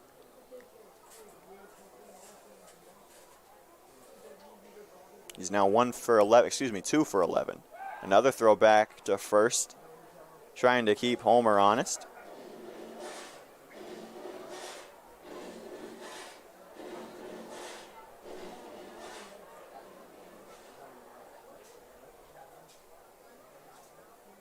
Here's the first pitch to Sable, and it's taken for strike 1 call.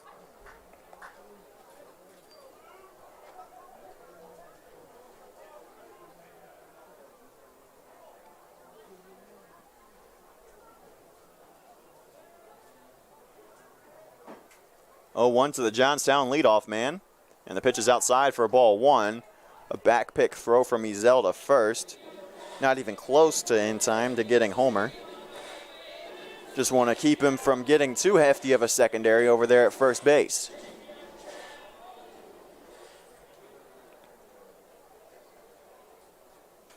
Count even at 1 from Setzer. A 3-run ball game. Here's the 1-1 pitch. Swung on, popped up to first. Beber will make the catch for out number 3. So a scoreless 6th frame for Carolina.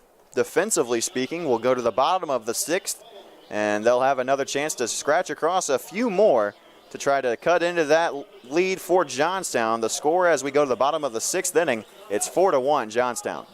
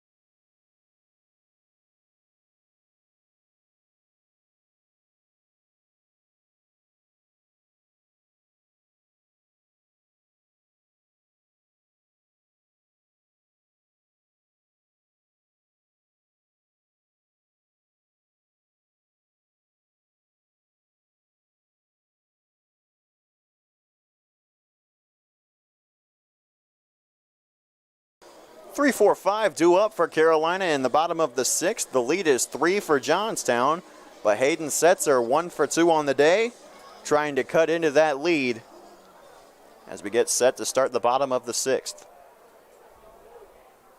Here's the first pitch. Taken by Setzer for strike 1 called. It's number 75 on the night.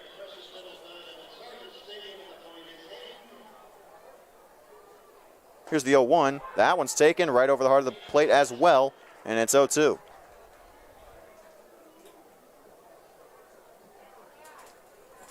Setzer already has 1 2-strike base knock. That one is lifted to the left side, but out of play, and it will stay 1-2.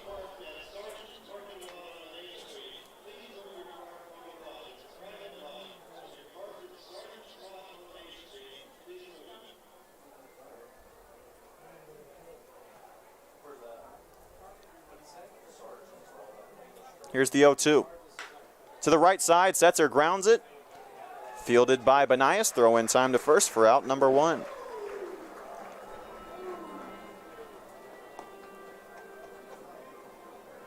Second ground out to second base so far tonight for Setzer, who's thrown 106 pitches now.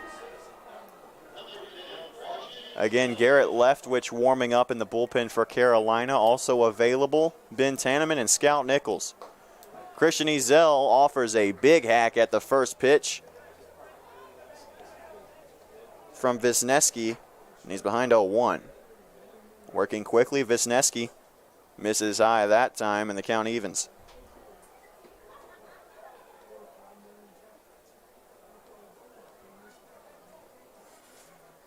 1-1 pitch, here it is. Swing by Ezel, but he popped it straight up. This one's going to get out of play into the stands, and it's strike 2.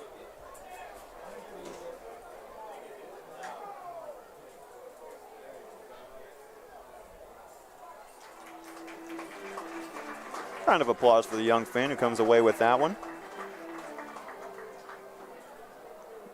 Count 1-2 to Ezel from Wisniewski. Beber on deck. Good defensive swing from Ezel to ground that one foul, and the count will remain 1-2.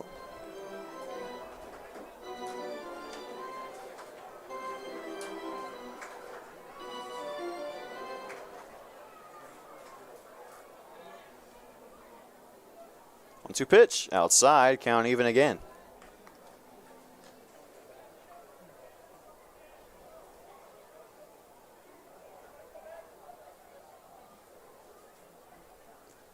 Here's the 2-2. Swing and a miss from Ezel, and it's out number 2 in the inning.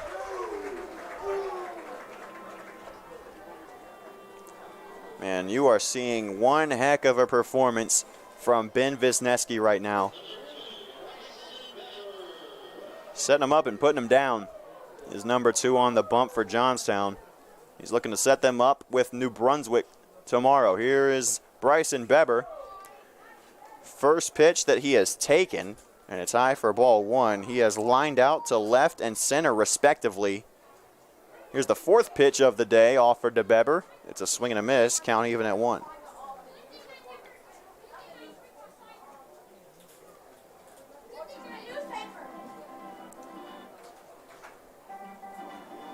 Two outs in the inning. On deck is Dane Stewart.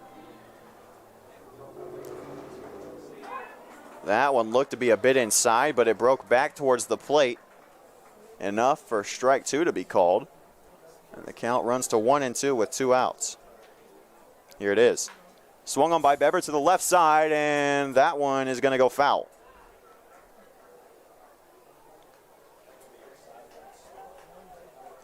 It was a hot line drive from Beber, who has tripled down the left field line and doubled down the right field line so far in this tournament. Here's the 1-2 again. Grounded to the left side again by Beber, and this time as well it goes foul.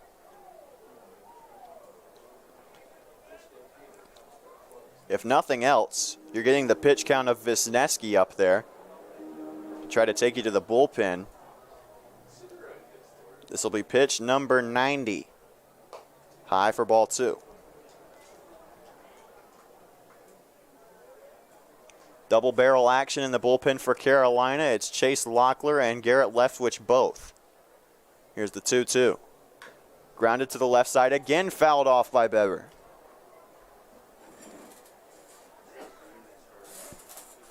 This is indicative of what Bryson Beber has transformed himself into for Carolina. A gritty player. Doesn't take any pitches off, either in the field or at the plate.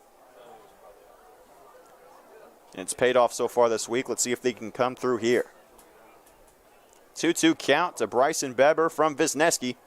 And that one's lined to the left side on the ground. Fielded by the shortstop on a hop. Throw to first in time. Out number 3. 3 up, 3 down goes the heart of the Carolina order. And we'll go to the top of the 7th inning here in Johnstown. 4-1 still the Johnstown lead when we come back.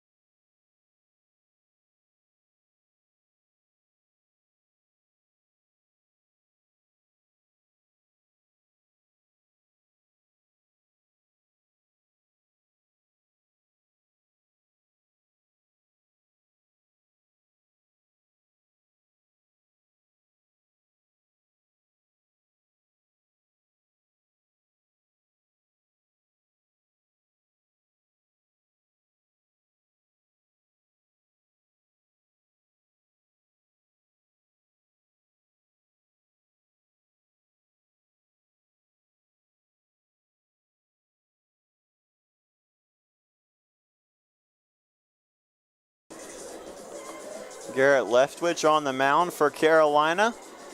And the day is done for Hayden Setzer. 6 full innings, 28 batters faced, 7 hits allowed, 4 runs across, all of them earned. 2 batters walked and 1 plunked. 8 strikeouts on 106 pitches. And a 4-1 lead for Johnstown has resulted. And we're here in the top of the 7th. Leftwich has not pitched since Monday's loss against Maryland State, and it was not the outing he wanted, to say the least.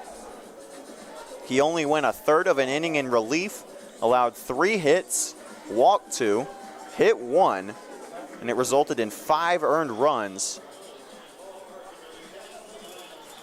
And that contributed to the big win for Maryland State. They were undefeated in pool play going into their quarterfinal matchup with New Brunswick today, and they lost by a final score of 2-1. Chase Locklear is warming up in the bullpen for Carolina before Leftwich even throws a pitch.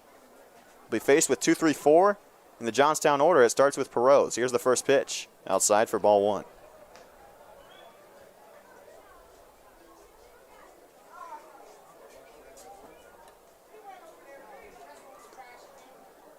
The 5th inning was a big one for Johnstown. They scored all 4 of their runs in that frame. That one misses low for ball 2 from Leftwich. On the day, Perot is 0 for 2. He's bunted twice. That one misses low again. It's ball 3. 3-0 count now. Still no action in the bullpen for Johnstown, but a couple players are stretching. 3-0 from Leftwich. Low and in, ball 4. 4-pitch walk issued to the first batter of the inning and the first batter of the night for Leftwich. And that's not the start you wanted. It'll bring in Joe Olsarski, who's 2 for 3 with an RBI, a run scored, and a double.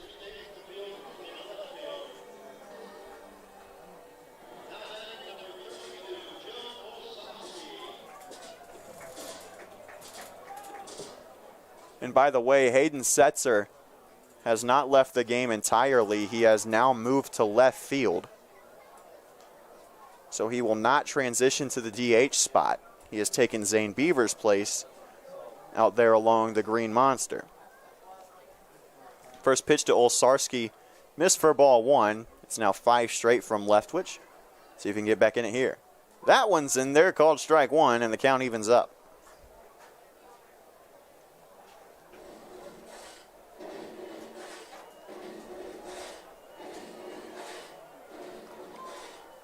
Perot is the runner on first.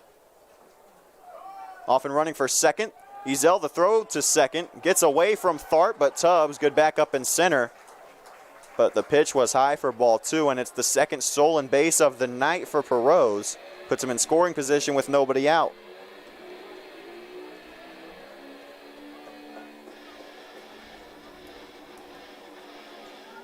Olsarski already with 1 RBI, looking for another one here with a base knock.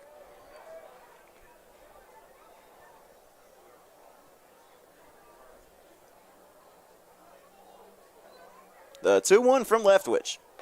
Off speed, misses high for ball 3. And after the outing that Leftwich had on Monday, you got to imagine he's on a short leash here in a game where if Carolina loses, their season is over. Here's the 3-1. Swing and a miss on the 3-1 pitch, and it got away from Ezel, but Perot couldn't read it. The count runs full. And Perot still stands on second rather than third. Brandon Lane is on deck. He had an RBI single his last time up and part of that big 5th inning.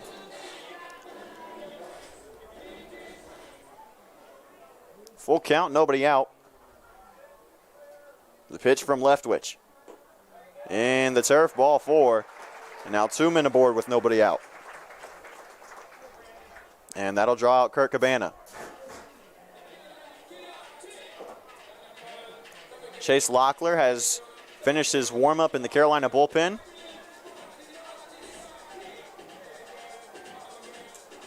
Two consecutive walks issued by Leftwich. His ball-to-strike ratio is 8-2.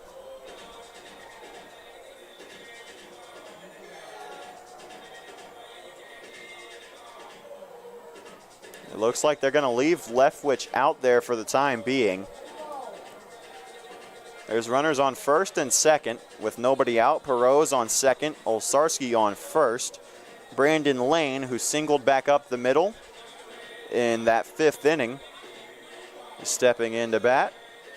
Titano is on deck. He also had an RBI single in the 5th.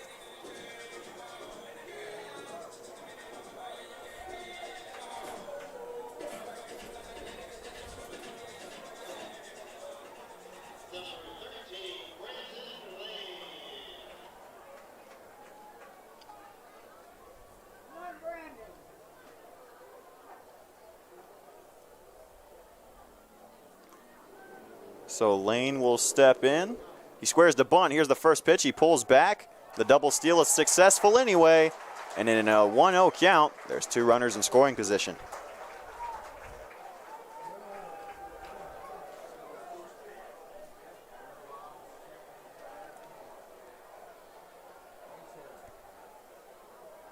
Leftwich from the stretch. Here's the 1-0. Popped up into right center field. Tubbs charging on. He'll make the catch. The runner tagging from third. The throw to second will be off the mark. It's 5-1 Johnstown, and there's 1 out in the inning. RBI sac fly from Brandon Lane puts the advantage for Johnstown back to 4. 1 RBI for Lane. It's out number 1. And Chase Locklear has started throwing again in the bullpen for Carolina. Titano steps in. First pitch outside for ball 1.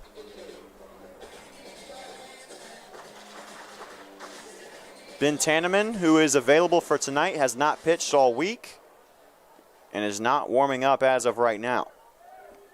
Here's the 1-0. Fouled back into the net and count evens up.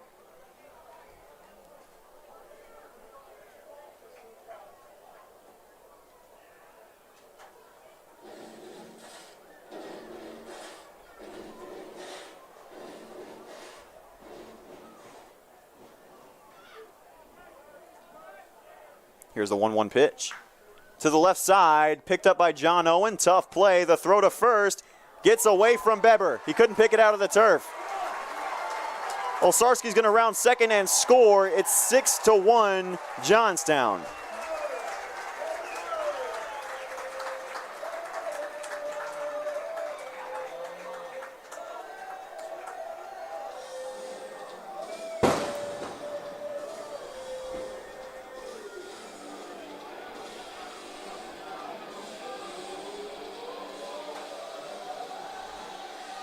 And that's going to do it for Leftwich as Chase Locklear comes out.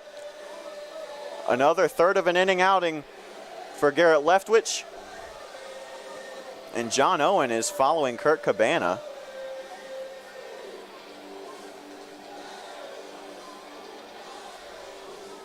Bryson Beber has switched gloves after misplaying that ball at first.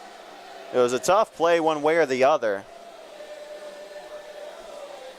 But that's the thing about playing here on turf compared to playing on grass and dirt all season and all week long. The bounces are a little bit different.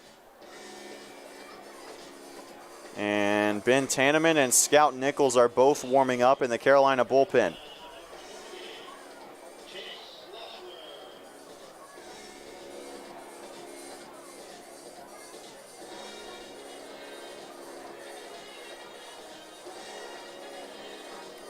So as Locklear warms up, we'll take a quick break and be right back.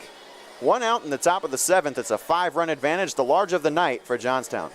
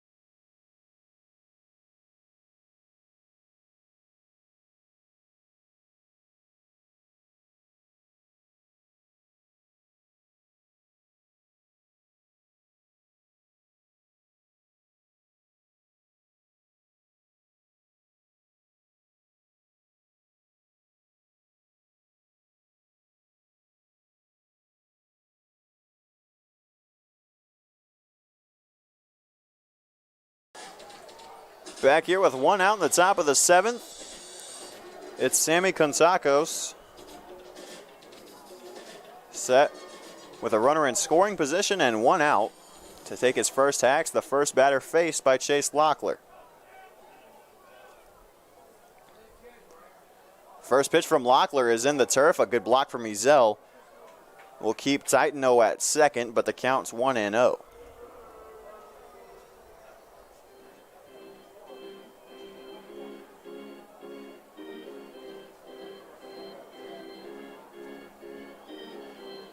On deck is Capellini, who is 0 for 2.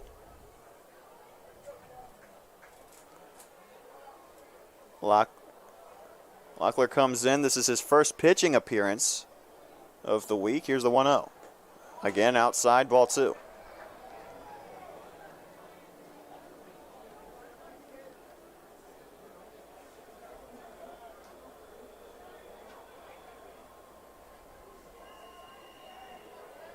Two-0 from Locklear, and it's inside this time, but it's ball 3.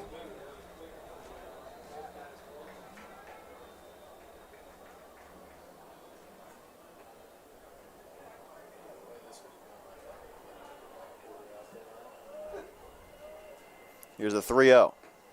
Check swing. Didn't go around. It's another 4-pitch walk in the inning. This time issued by Chase Locklear. It puts a runner on first, still just one out.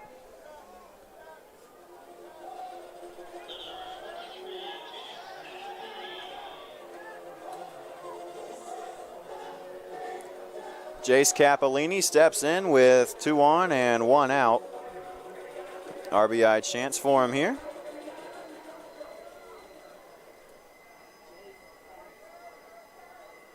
Here's the first pitch from Locklear. Capellini squares to bunt, but the pitch got away from Locklear. Throw to second. In time, the tag applied for out number 2. So Titano advances to third on the wild pitch, but Kontakos tagged out at second. So now there are 2 outs, but there's a runner on third. It's a great throw from Ezel to get him that time. And a good tag applied by Tharp as well. Here's the 1-0 pitch. Again in the turf from Locklear, and the count runs to 2-0. He has yet to throw a strike.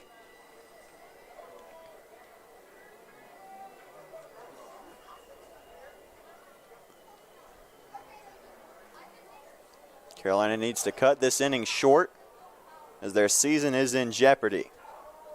Here's the 2-0. High for ball 3.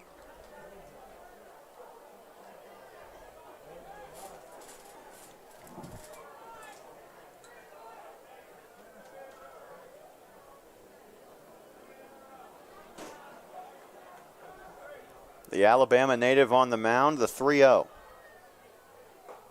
That one's in there, called strike 1. First strike of the night for Chase Locklear, and maybe that'll help him find a groove. Carolina's already won 2 elimination games. Here's a 3-1. Just missed on the outside corner, and it's ball 4.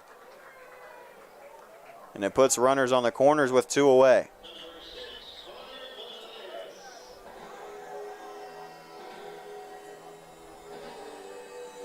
So Connor Banias, who's 2 for 3 with a single and a double, as well as a strikeout, is at the plate with a runner on third, another on first, and 2 away in the top of the 7th. Here's the first pitch. In the turf again, ball 1.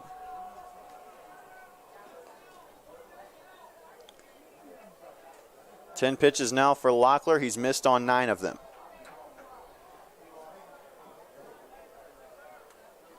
Some worse than others. But here's the 1-0. That one's in there. Must have heard me, and the count's 1-1. This is now the 3rd consecutive inning that Banias has come to the plate.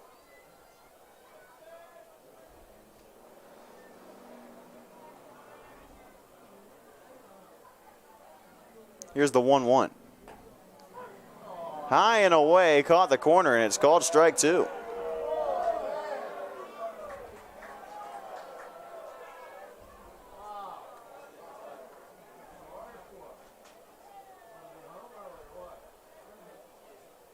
One-two pitch.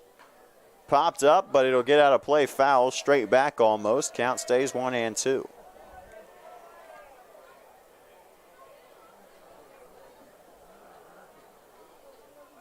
Again, the winner of this one advances to the semifinals to take on New Brunswick. And for the loser, their season is over. Here's the 1-2. Grounded back up the middle. Conklin will pick it up. He bobbled it, and the throw will never come. It's 7-1 Johnstown.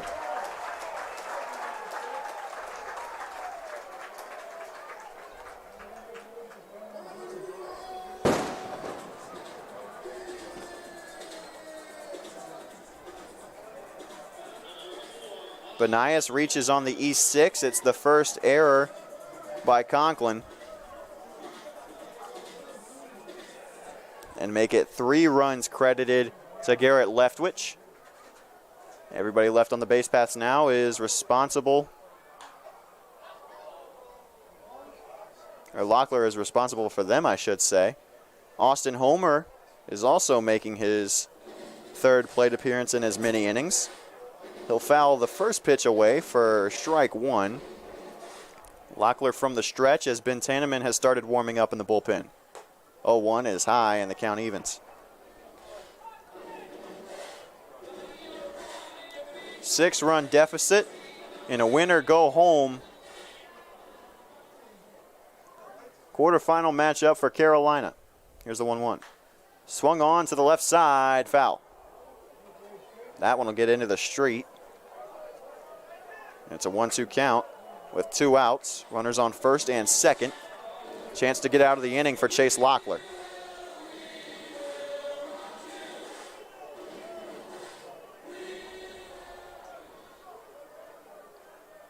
One-two pitch. Popped up to the left side again. And this one will also get out of play. Count stays 1-2.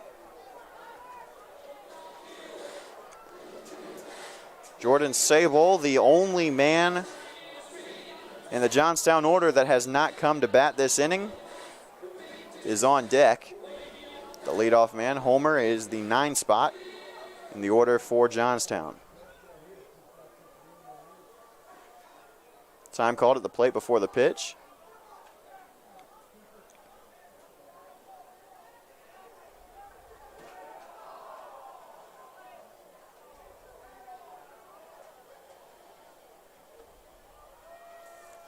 Locklear set to fire the 1-2. Here it is. And it bounces in the turf. Count evens up at 2 apiece. Next pitch from Locklear will be number 20.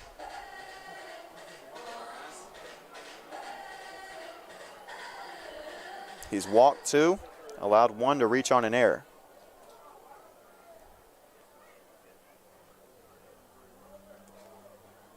Two with 2 outs. Here it is. Inside, full count now. Locklear at risk of loading the bases up with 2 outs.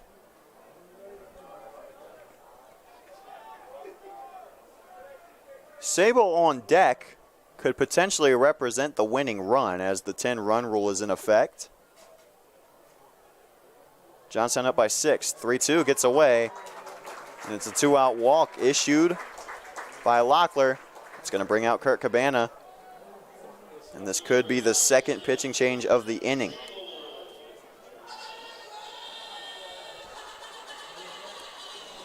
Scout Nichols and Ben Tanneman have both been warming up. Scout Nichols appears ready. That's going to do it for Chase Locklear. Second call to the bullpen in the inning for Carolina. And this one could be getting out of hand. We'll take a quick break. The bases are loaded here in the top of the 7th. Carolina's down by 6. And Scout Nichols set to come to the mound when we come back.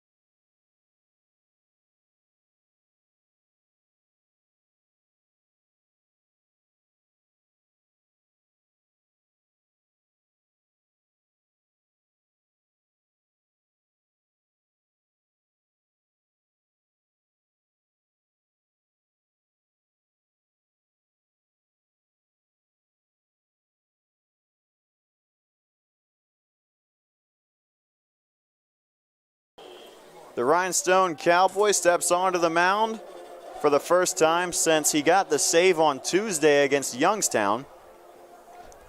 He's faced with Jordan Sabol, the leadoff man for Johnstown. The first pitch from Nichols is low for ball 1. He enters the game with the bases loaded and 2 outs. He's handed a 6-run deficit. 1-0 pitch is outside, ball 2. A walk would mean an RBI for Sabol. Here's the 2-0 to the center fielder.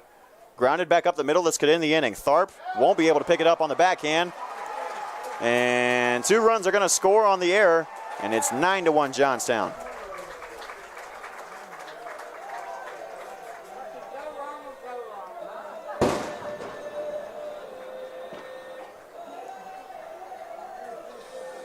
Coming in to score was Capolini and Benias. It is officially the biggest inning of the ball game for Johnstown. 5 runs across and potentially still more coming. Runners on first and second, still 2 outs. And it's Billy Perot's. First pitch swinging, popped up into right field. Stewart will make the catch in right for out number 3. So the inning finally mercifully over, but not before Johnstown bats around.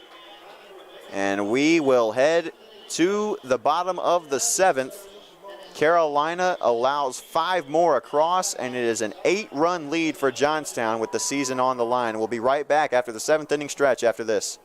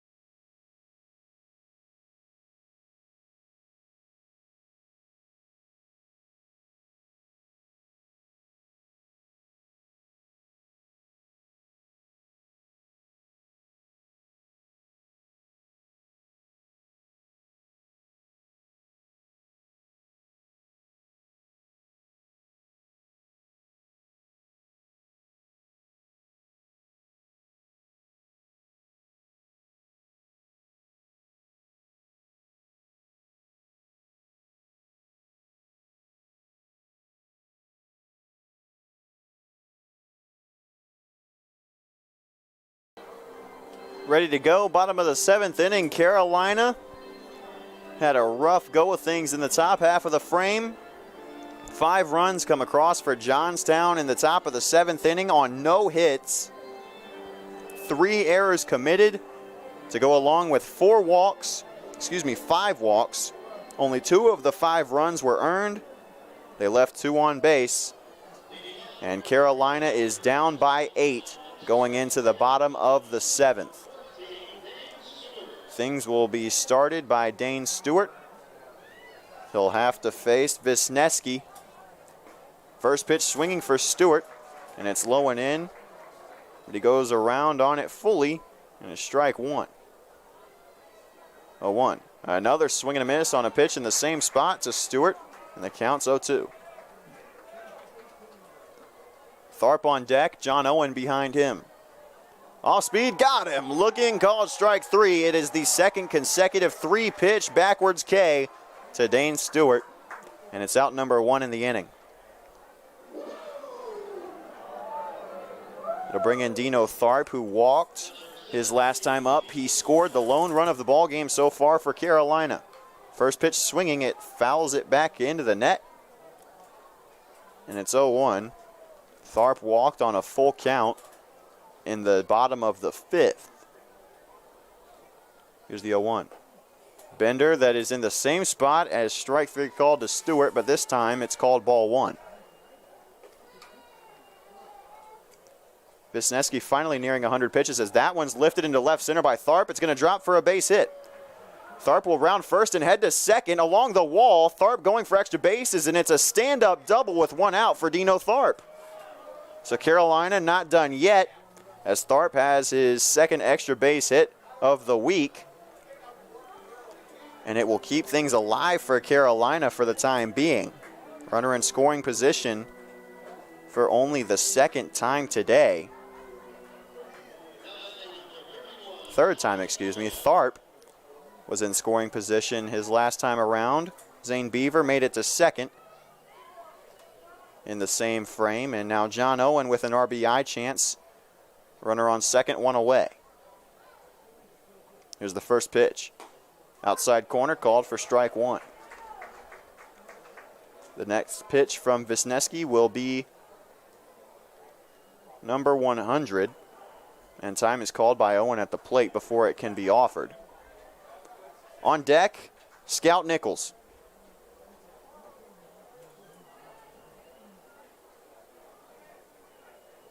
Yes, you heard me correctly. Here's the 0-1. Popped up right side by Owen, but it will graciously get out of play, and it's 0-2. And a great catch made by a fan. How about that?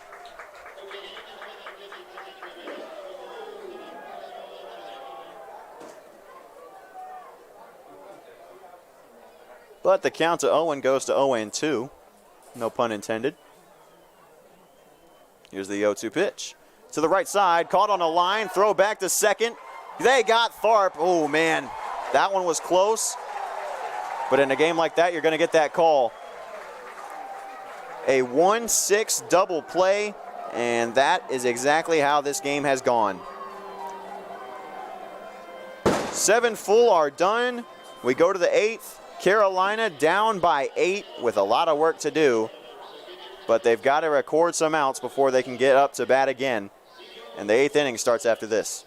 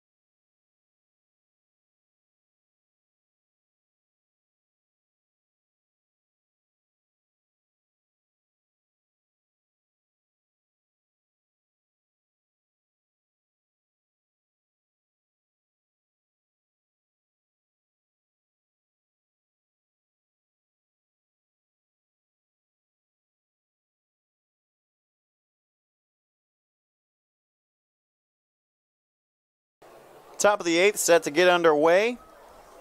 It's Scout Nichols back out on the mound after he recorded the final out of the 7th.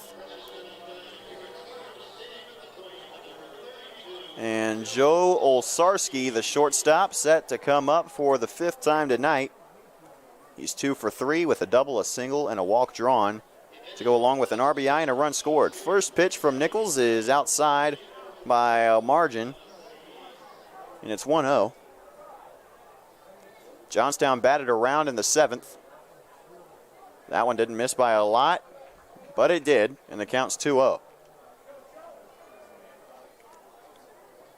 Chase Jesse trotting out to the bullpen now for Carolina, where Ben Tanneman is also warming up. Here's the 2-0.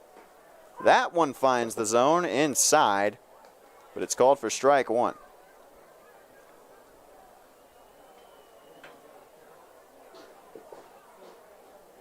Here's the 2-1 pitch. Grounded back up the middle. Tharp ranging over on the backhand. A sliding stop. Throw to first. Not in time. Infield single for Olsarski. But that was one heck of a play from Dino Tharp right there.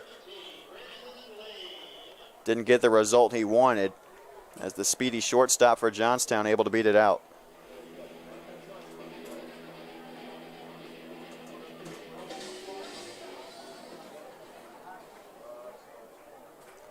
Brings in Brandon Lane, who has 2 RBIs on the night already. First pitch misses for ball 1.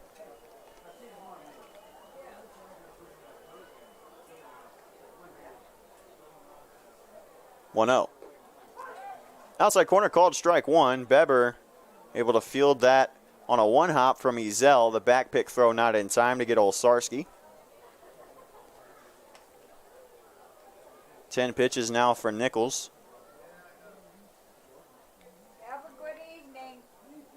Here's the 1-1. Grounded to the right side, and it'll get through for another single. And Olsarski's going to be held at second. Stewart fires a laser to Conklin to keep him there, and it's runners on first and second. Still nobody away in the 8th.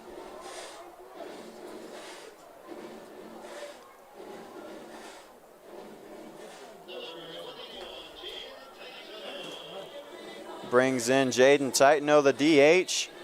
He's 1 for 4. With a single, he's reached on an error. Outside corner called strike one to Titano, the DH. Does have a run scored. He's also struck out and grounded out. Here's the 0-1. Just a bit low that time. It misses for ball 1. Carolina down by 8. Here's the 1-1. Swing and a miss. And the count runs to 1-2. They've got to make up 8 runs over their next 6 offensive outs, at the very least. And you have to hold Johnstown scoreless over the next 6 defensive outs. Here's the 1-2. Double steal is on. The double hit and run is on, but it's fouled off. Count will stay 1-2. We'll do it again.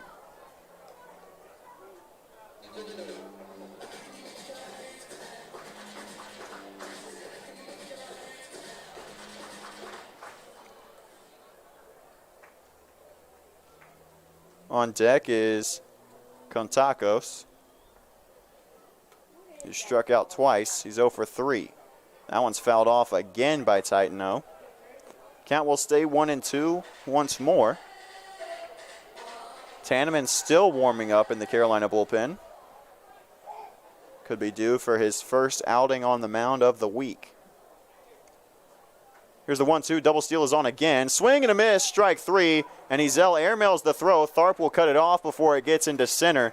So it'll keep the runner at third. That's Olsarski. But it's the first strikeout for Nichols. It's the first out in the inning for Carolina. But now there are 2 runners in scoring position. And again, keep in mind the 10-run rule is in effect. And Johnstown is up by 8. So if Contakos can come through with 2 RBIs here, Carolina would have to score at least 1 in the bottom of the 8th.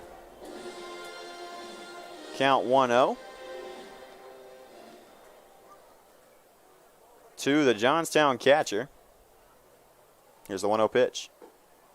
Misses low, ball 2. Scout Nichols stranded the bases loaded in the bottom of the 8th against the Youngstown Creekside Crocs on Tuesday in a 1-run ball game. This is a little bit different situation here. As he misses again, count runs to 3-0.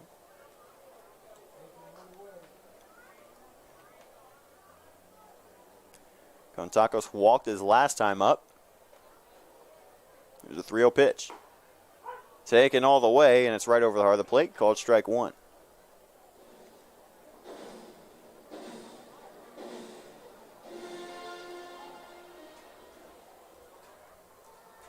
Three-one pitch from Nichols. Inside, ball 4. Bases are loaded for Cappellini.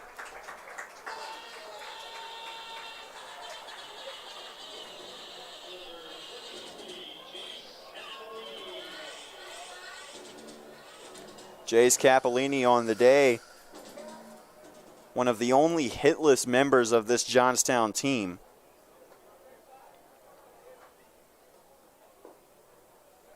But he has reached base twice. He's been hit by a pitch, also walked, and he scored one of the 9 runs for Johnstown. He's ahead in the count 1-0. That pitch is in there, called strike 1. He checked his swing, probably shouldn't have. The count's even.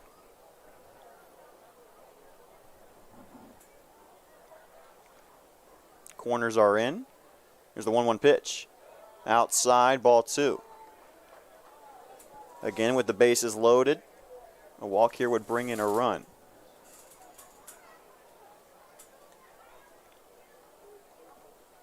Here's a 2-1 pitch. Fouled off by Cappellini, and the count even at 2.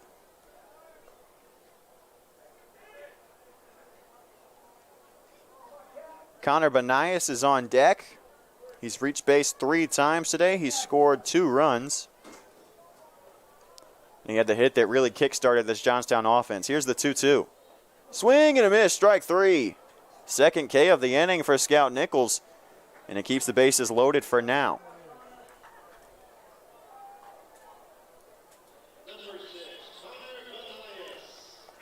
So now Connor Benias comes up with 2 outs and a chance to put the 10-run rule in effect for the final time before we get to the 9th. Here's the first pitch. Inside for ball 1.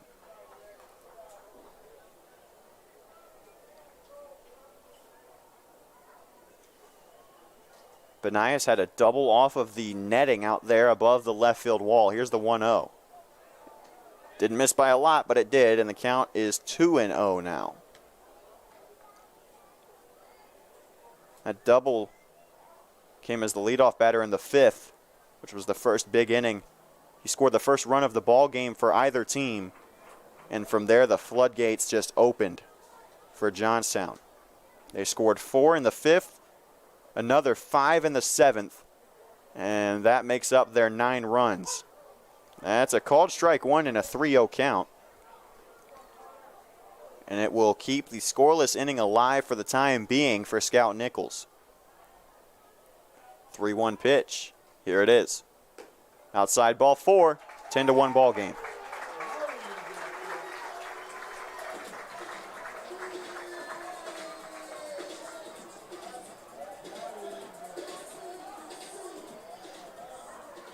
Carolina had not allowed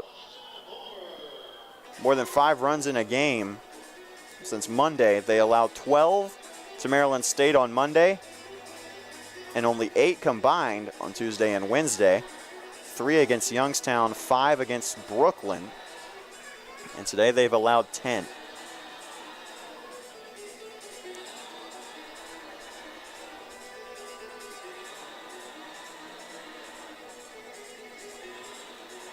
Olsarski comes in to score on the RBI walk. It's the second of the inning issued by Nichols to go along with 2 Ks and 2 hits allowed.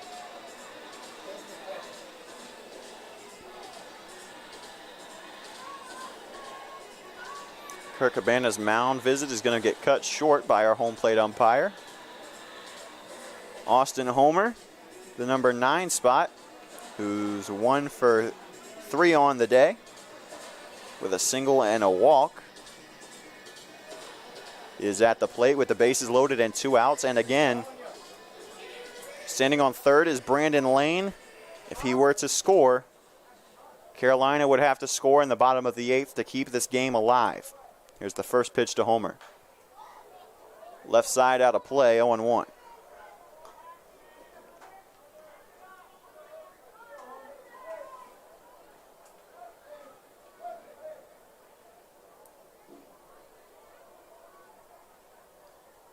A 1 pitch. That one's low, count evened up.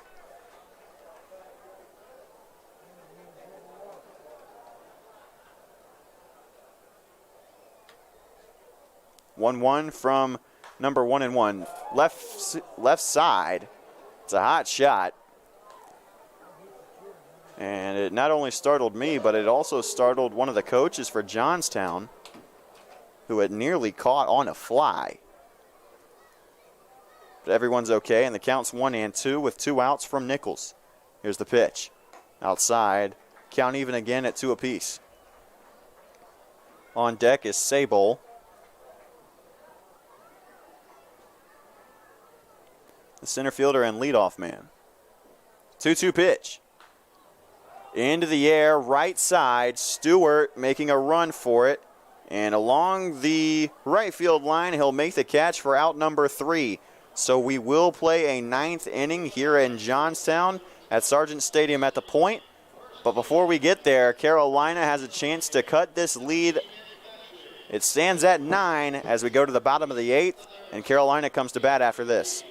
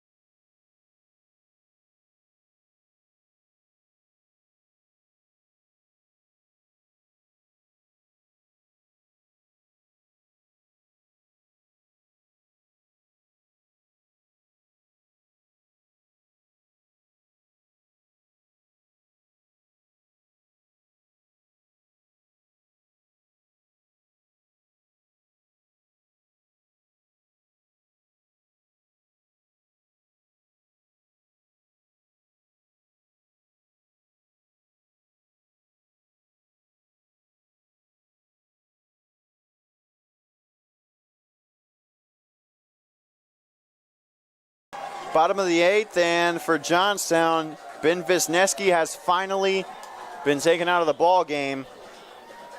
And Scout Nichols will also be taken out of the ball game when we go to the top of the 9th. It's Michael Klingensmith on the mound, the right-hander for Johnstown. And he comes in the bottom of the 8th. And he's handed a 9-run lead to boot. And the reason I say that Scout Nichols will not return to the ball game is because Carolina did not start with a DH. They can't insert one now. He's been taken out of the ball game in place of DJ Musser, who fouls the first pitch from Klingensmith back for strike 1.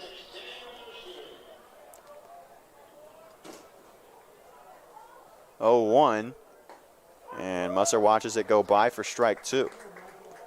Musser, a local product for the Disco Turkeys, native of Winston-Salem, North Carolina, and a product of Parkland High School. 0-2, swung on and missed on a ball on the turf. And a 3-pitch strikeout for DJ Musser is the first out in the inning.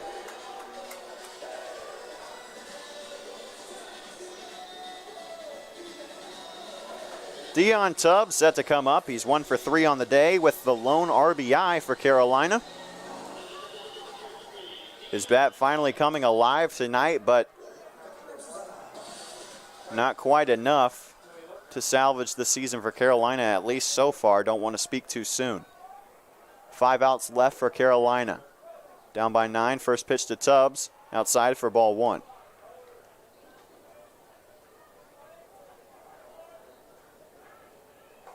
Another pitch outside, and the count's 2-0.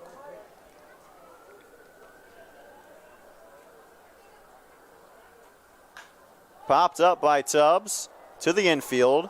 Calling everyone off is the shortstop, Olsarski, and he dropped it. Tubbs sliding into second on the E6. And that is why you run every single ball out.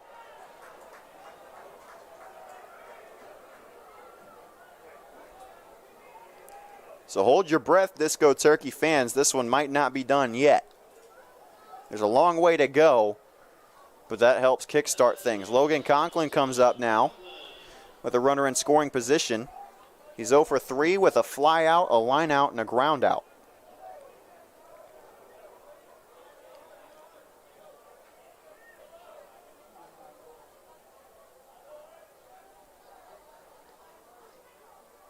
Here's the first pitch. To the right side, picked up on a hop by the second baseman, Benias, and there's 2 outs in the inning, but Tubbs advances to third.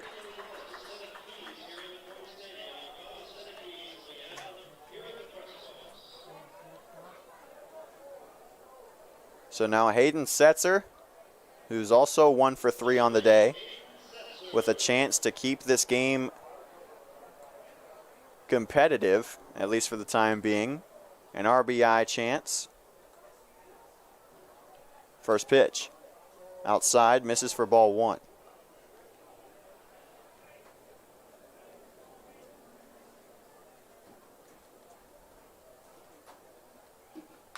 That one's lined to the right side, picked up on a hop by Benias, and the throw on to first in time for out number 3. Tubbs stranded on third, will go to the 9th. Carolina down by 9, and they've got a lot to do, but it starts with keeping Johnstown scoreless in the top of the inning.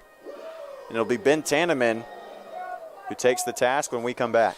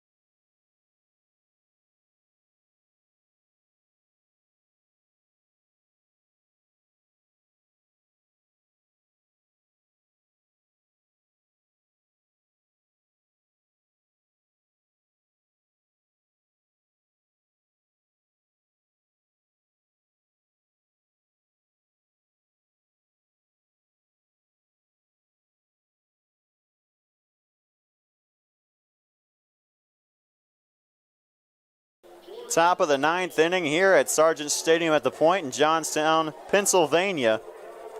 Top of the order due up for the 6th time. And as Jordan Sable comes up, first pitch from Ben Tanneman is swung on, grounded to the left side foul for strike one.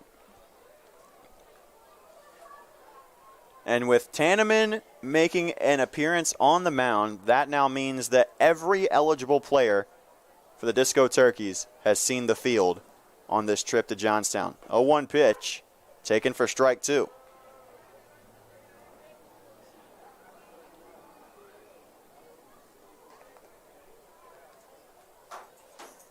Here's the 0-2 pitch.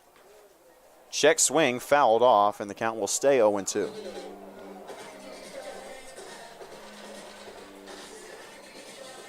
Zach Bryant warming up in the Carolina bullpen in case this one gets out of hand.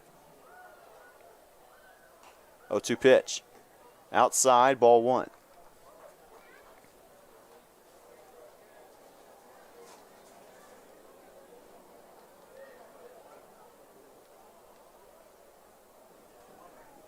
One, two. Popped up right side. Beber and Tharp converging. Tharp will let Beber take it for out number one.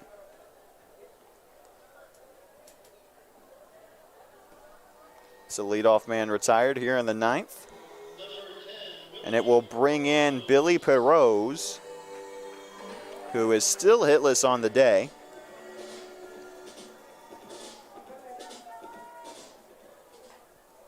He reached on an error. He's walked. He's flown out, popped out, and laid down a sac bunt. First pitch of the at-bat from Tanneman misses low and inside for ball one. The 1-0 pitch, line deep into left center field. That one's off the netting.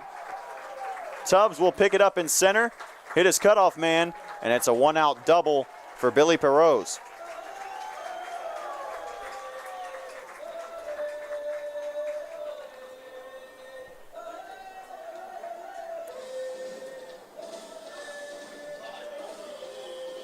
So a runner in scoring position with one out for Joe Olsarski.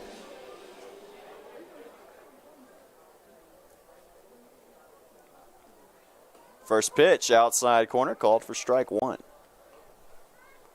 Carolina had hung in this game. It was a scoreless bout through 4 full innings until the top of the 5th when the floodgates opened for Johnstown. Grounded to short. Conklin picks it up.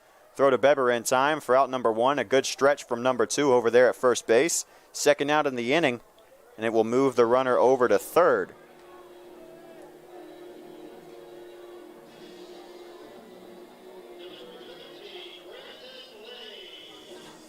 It brings in Brandon Lane for the 6th time. He is 2 for 4 with 2 RBIs. Did he go around? No, he did not. Good check swing that time from Lane, and it misses for ball one.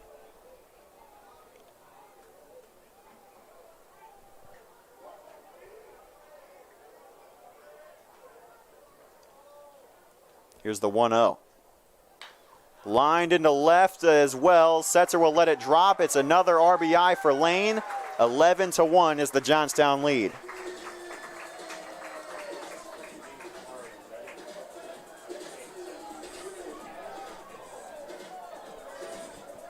Brandon Lane with an RBI single to left.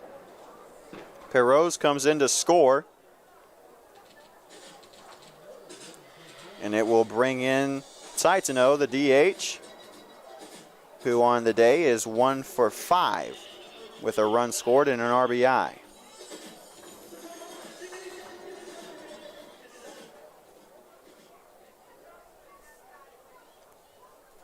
Lane on first with 2 men away. First pitch misses low for ball one.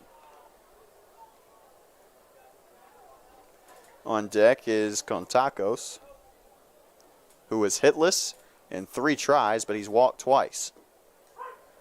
Called strike one, count evens up to the Johnstown DH. 10-run lead for Johnstown. 1-1, lined into right. That one's going to drop for a base hit as well. Stewart cuts it off at the 25. Rounding second, heading for third is Perrose. Excuse me, that's Lane, and the throw gets away. Lane's going to come in to score. The throw to third. Tag not applied. And on the throwing error from Stewart, Taitano reaches all the way to third. Lane scores on the play, and it's now 12-1 Johnstown.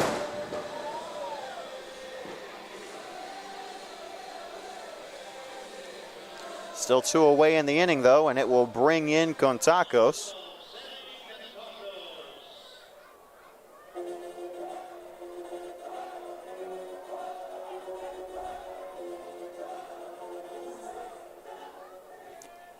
Runner on third, 2 away. Here's the pitch. Good pitch from Tandeman. It finds the inside corner for a called strike 1.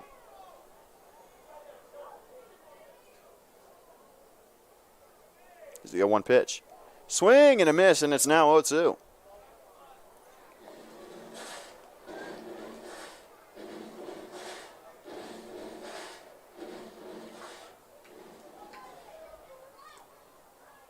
The 0-2 pitch.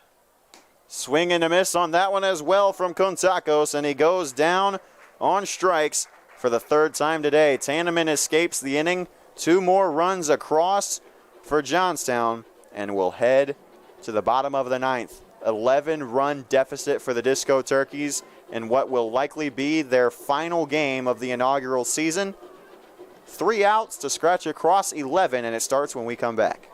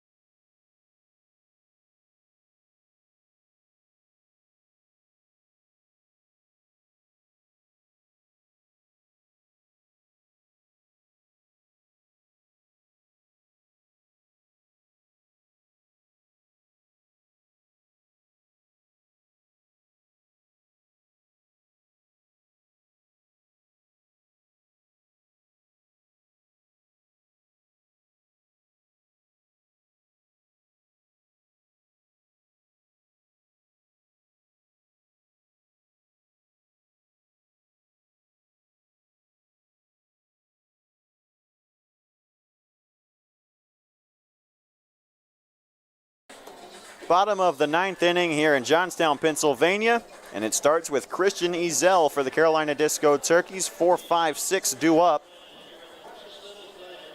Same trio that was due up in the bottom of the 2nd. They went 3 up, 3 down the last time Ezel was the leadoff man. He's 1 for 3. Here's the first pitch. Swing and a miss on that one. He's behind 0-1.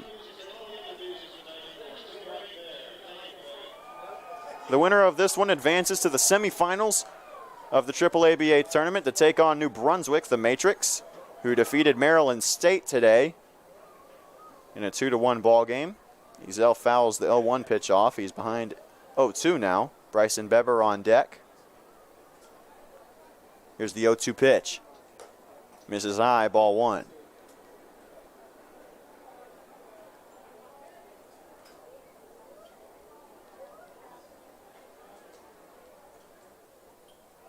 One, 2. Fouled off again into the net. Count will stay 0-2. And for Christian Ezel, this will likely be his last at-bat as a Disco Turkey. At least in AAABA tournament play, he'll be too old next season. Here's the 1-2.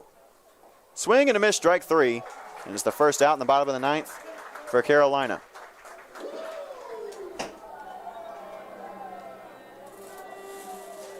Brings in Bryson Beber, who has made solid contact every time he's come to the plate, but he hasn't been able to find a hole yet. He's lined out to left as well as center. He's grounded out to shortstop. Here's the first pitch. Outside for ball one.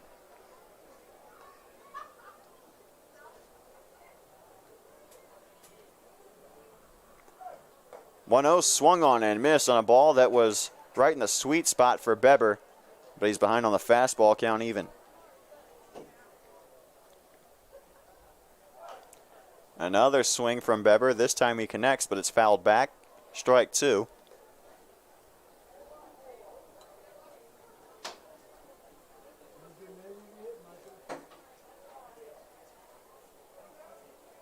One-two pitch. Grounded back towards the mound by Beber. Picked up, and the throw to first in time for out number two. So the Disco Turkey season is down to its final out.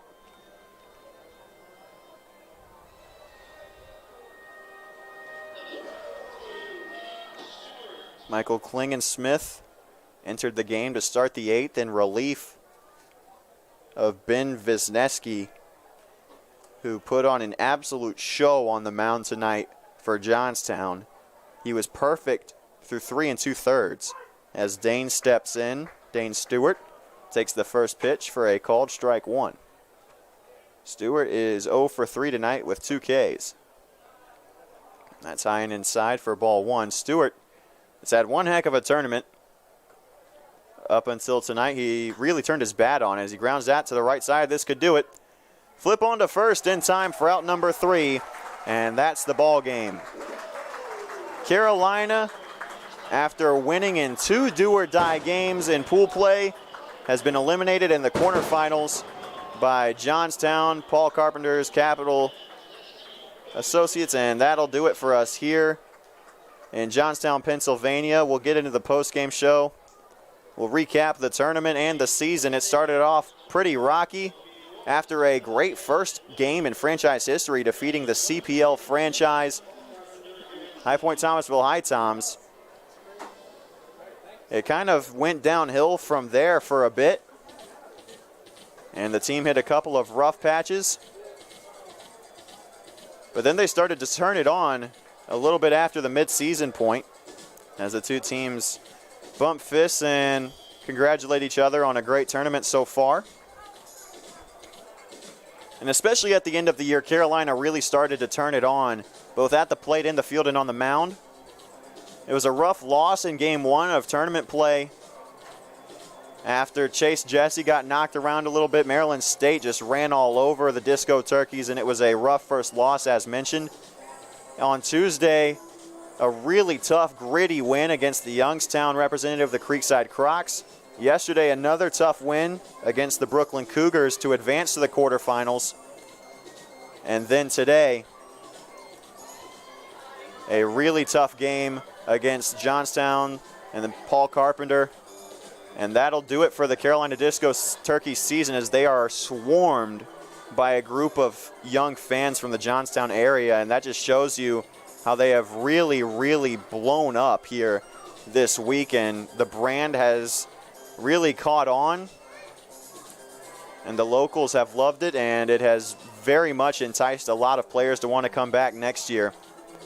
And before we say goodbye and goodnight for the final time this season, there are a lot of people that need to be thanked before we call this one quits. First and foremost, need to thank the owners, the Mackies and the Sullivans, for giving the team its life, giving the interns the opportunity to do what they've done, and giving the players the chance to see the field in some great uniforms, in a great stadium, and play some great baseball, especially down the stretch. We also need to thank everybody on the game day staff that made this season possible, including, but not limited to, Jake Coyle, Brian Coleman, Ben Ramus, Callahan Eshelman, Christian Avi, and my broadcast partner, Brett Wiseman. This whole season would not have been possible without you guys. Need to thank my high school baseball coach, Hunter Wolfington, for helping set me up with the opportunity to even work with this baseball team in the first place. And what a ride it's been. I would be very remiss if I had not taken up this opportunity to work with what is the greatest college wood bat team in the United States, as well as North Carolina especially. I need to thank my parents who have been so understanding with me spending so much time at the ballpark on days that I probably shouldn't have, and for being able to work with this team. And lastly, but not least, need to thank the players, because without them, the season would not have been possible.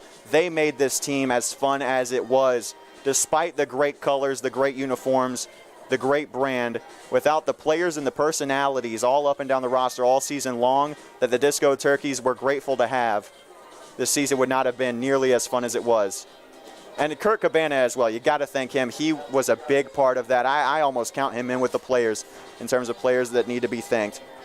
So one last time, the final score for us here from Johnstown, Pennsylvania in the quarterfinal round: Johnstown 12, Carolina 1. And we'll see you next season. One last time, Graham Tuck signing off on the Carolina Disco Turkeys baseball.